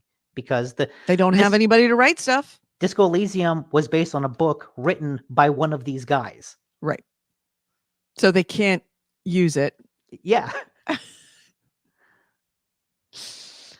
Yeah. And there's like, fans have a right to know. Disco Elysium co-creator talks. Zaum losing with the system. I thought you said that you were supposed to like end on a happy note, dude. You're You're just making me feel like I want to crawl up into bed and cry myself to sleep and then, wake up tomorrow and become an anarchist. Well, PlayStation released a new reward system, and you know what? It seems okay. I got it on my app. I did some stuff. Oh yeah, they did release. Really? I bought a game, and I got a couple little widgets to put on my home screen. Yeah. I like widgets. Widgets are cool. If that's the happiest thing you can come up with, I'm so sorry for you. Valve accidentally showed a Nintendo emulation, a Switch emulator in their Steam Deck advertising. Yes, I saw that. I think that's hilarious. Yeah, and it was one of the tiles was actually an emulator, and then of course they had to go back in and take it out and replace it. But yeah, and of course you can absolutely put an emulator on your your Steam Deck. I was watching YouTube on my Steam Deck the other day. It's one of the first things I did was I was at work, and it's like somebody was doing a test and wanted to know how their new system, like a streamer that I follow, wanted to know how the system was working. They had some people on Twitch, and then of course some people on YouTube. And I can't go to Twitch at work, but I popped up Twitch on my Steam Deck. I had my Steam Deck with me, and because I was hopefully going to play with it at lunch, but I didn't get a lunch. So I loaded Twitch on my Steam Deck and was watching it there. And I also switched over to YouTube and saw it there on the Steam Deck, and it looks great. Ran fine on my company's, Wi-Fi. All right, Nick, can we close out this marathon fucking show, please? Yes. You know what? First, I want to say thank you to everyone who is sticking around, and with Kat. But I want to say thank you to all you guys who are sticking around for this incredibly long show. Normally, not this long. And by the way, Blood Reaper, congratulations on having new masters to serve. Because I believe you work at Kroger, right? Or I should say Albertsons now. Yeah, they're merging, and as soon as I saw that merger was happening, I'm like, oh, Blood Reaper's getting a new name on his paycheck. So I hope it goes well for you. But thank you to everyone, especially all the new people that I saw. Hershey was here. There was what was it? The reviews. Somebody reviews. I can't remember your name. I'm so sorry. But thanks for joining us and even if you were here a short period of time, we do appreciate it. And we hope you come back. Normally our shows are not this long and not this full of like tangents. But this is what happens when Nick and I don't talk to each other for a week. We have to like pile everything on for 3 weeks. Exactly. Yeah. We were catching up. We were totally catching. We spent the first 40 minutes unboxing stuff that we've gotten in the last 2 weeks. That's why it took so long. You take out that stuff and the show is its normal length. No, it's still longer than it's normally is. Anyway, Thank you, Hershey. yeah. And thank you, Hershey. I appreciate it. And if you are on YouTube, might I mention, if you're watching on YouTube, before we close I'll this keep out, them if you're long. still I'll here, stretch. please hit the like button. People, we're it's not like we have a lot of likes, so everyone we get really counts for something. So please hit the like button before you end the show tonight. All right, so on that note, wait. Let's close this out. You've been listening to GameHounds. GameHounds episode 656. We are recording this on Sunday, October 16th, 2022. I'm Edie Sellers I'm begging. Please hit the like button and subscribe if you haven't already. There you go. There's your bag. You've been listening to GameHounds. Thank you for listening. I hope you, if you ever want to get a hold of us, gamehounds.net is our website. Gamehounds@gmail.com is our email. We record this show live every Sunday at 2 p.m. Pacific, 5 p.m. Eastern here on YouTube and on Twitch. On YouTube, we are GameHounds Vids, VIDS is in videos. On Twitch, we are The GameHounds. We would love to have you join us live. And again, thank you to all you guys for being in there. Thank you for voting in the polls on Twitch. Just truly appreciate that. And also want to call out thank you so much to our patrons. We are Patreon supported. And no, we're not asking a lot. $1 a month is all we ask. And it keeps us going and pays for all the subscriptions and all the stuff we have to do in order to not only keep the video going, but also the audio podcast. Speaking of which, thank you, Hershey, for liking. Speaking of which, if you want to listen to us as a podcast, you can. We are on iTunes, iHeartRadio, Google Play, Spotify, Stitcher, wherever you want you listen to a podcast, you can find us. We are called GameHounds Podcast. There, it's essentially this show, but edited a little bit in order to put it there. So please feel free to listen to us audio as well. And if you do listen to us audio, don't forget to leave us feedback. That makes such a huge difference. You have no idea, leaving feedback, because it lets them all know that we are still producing new shows and people are still listening. So please take a moment and go do that if you can. Have a great week, everyone. Thank you so much. We will be back next week, hopefully with a much shorter show, and we will talk to you later. Bye-bye, everyone. Bye.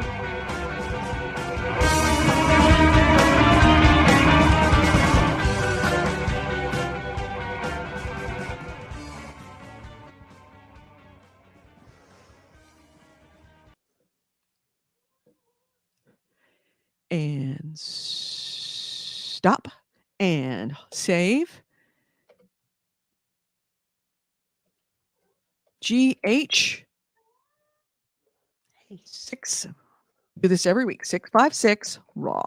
Because I don't speak or do anything until I know that this audio file is saved. 5, 4, 3, 2, 1. Don't hang. Don't hang. Don't hang. First, we got to finish Heavy Rain. God. Quarry stream when? Here's what we're going to do. You know, we always stream. Please finish saving. It's hung at 1 second. That I mean, nervous. It's a long show. It's doing a lot of work. Yeah. Quarry stream. We always broadcast our streams on Twitch. So what I will do, so that you guys can go leave and go do your own world, we're going to put our schedule for the next week, and it's going to be an accurate schedule this week of our streams with what we're going to play. Obviously, make no promises. Yeah, you do. You have to promise something, dude. You have to promise something. Well, we could also just, if you want to do Quarry, we could make a point to do it next week, since that's kind of the week of Halloween. I'd like to do it before then. It's still beach balling. God damn it. This fucking file is going to get corrupted. I just knew it was a matter of time before I would have a corrupt file. That's right. I can work with this. There are backup plans. It's just a little bit more problematic. I mean, it's still going. No, it's normally takes 5 seconds to save. So this is a problem. Let's see what our monitor is saying. Or my activity monitor will let me know if it's actually hung or not responding. Let's see. Activity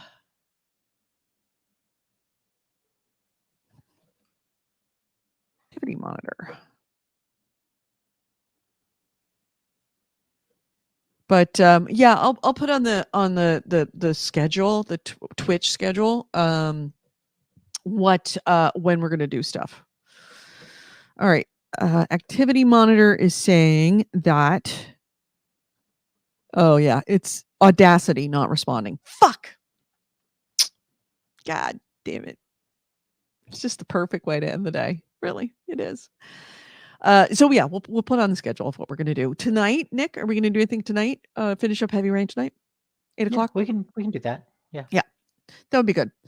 So it's 6 o'clock now. So yeah, grab you. What I do is the system that we use, StreamYard, actually saves a local file on StreamYard that immediately, cool. so I can download it, and then I can just rip the audio from it, which is fine. It's just more of a little more pain in the ass than I like to do. All right, everyone. Thank you so much. We will. What? Picture Goalie just sent. Oh, hold on a second. Let me pull it up here. I can. Goalie. Come on. Let me see. Present. Stand by. Stop. Share screen. Window. There you go. Here, Goalie. Here you are. Take this picture. There you go. There's this picture. Go ahead, Nick. Let's do it.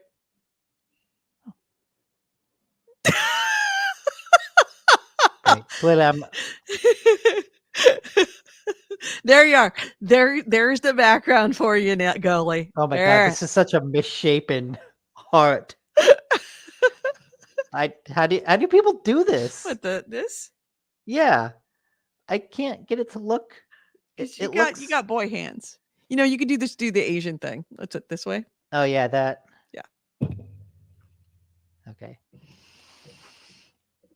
All right. So I'm glad you enjoyed. He said another one. This is so funny.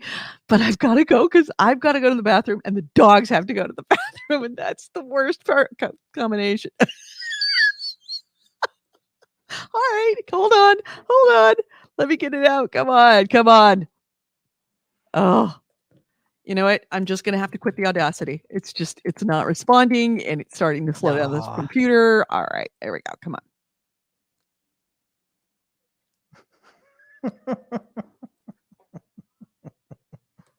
Come on.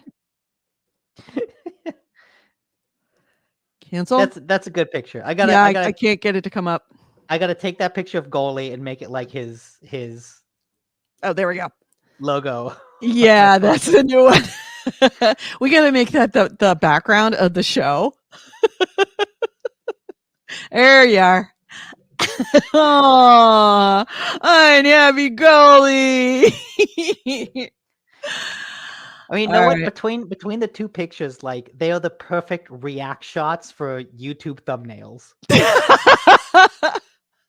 I will make that thumbnail. That is the thumbnail we will be using. Thank you, Goalie. I appreciate that. All right. I gotta go. Dogs are losing their mind. It's getting dark out here, and I still have to take the dogs out to the park and run them hard. So 8 o'clock, we will be on Twitch. Please join us for the last hour and change of Heavy Rain, where I will win the bet that I will prove, because we're getting into the truly sucky part of Heavy Rain. And I hope you remember how it was starting to suck at the end of the last episode, so that you can appreciate the absolute suck that we are about to roll into. It is all going to be bad. It is going to be nothing but pain and tears. So have a great week. Have a great night. Hopefully we'll see you in a couple of hours over, Heavy Rain. The Twitch stream, again, it is the GameHounds on Twitch. See you then. Bye, everyone. Have a great week.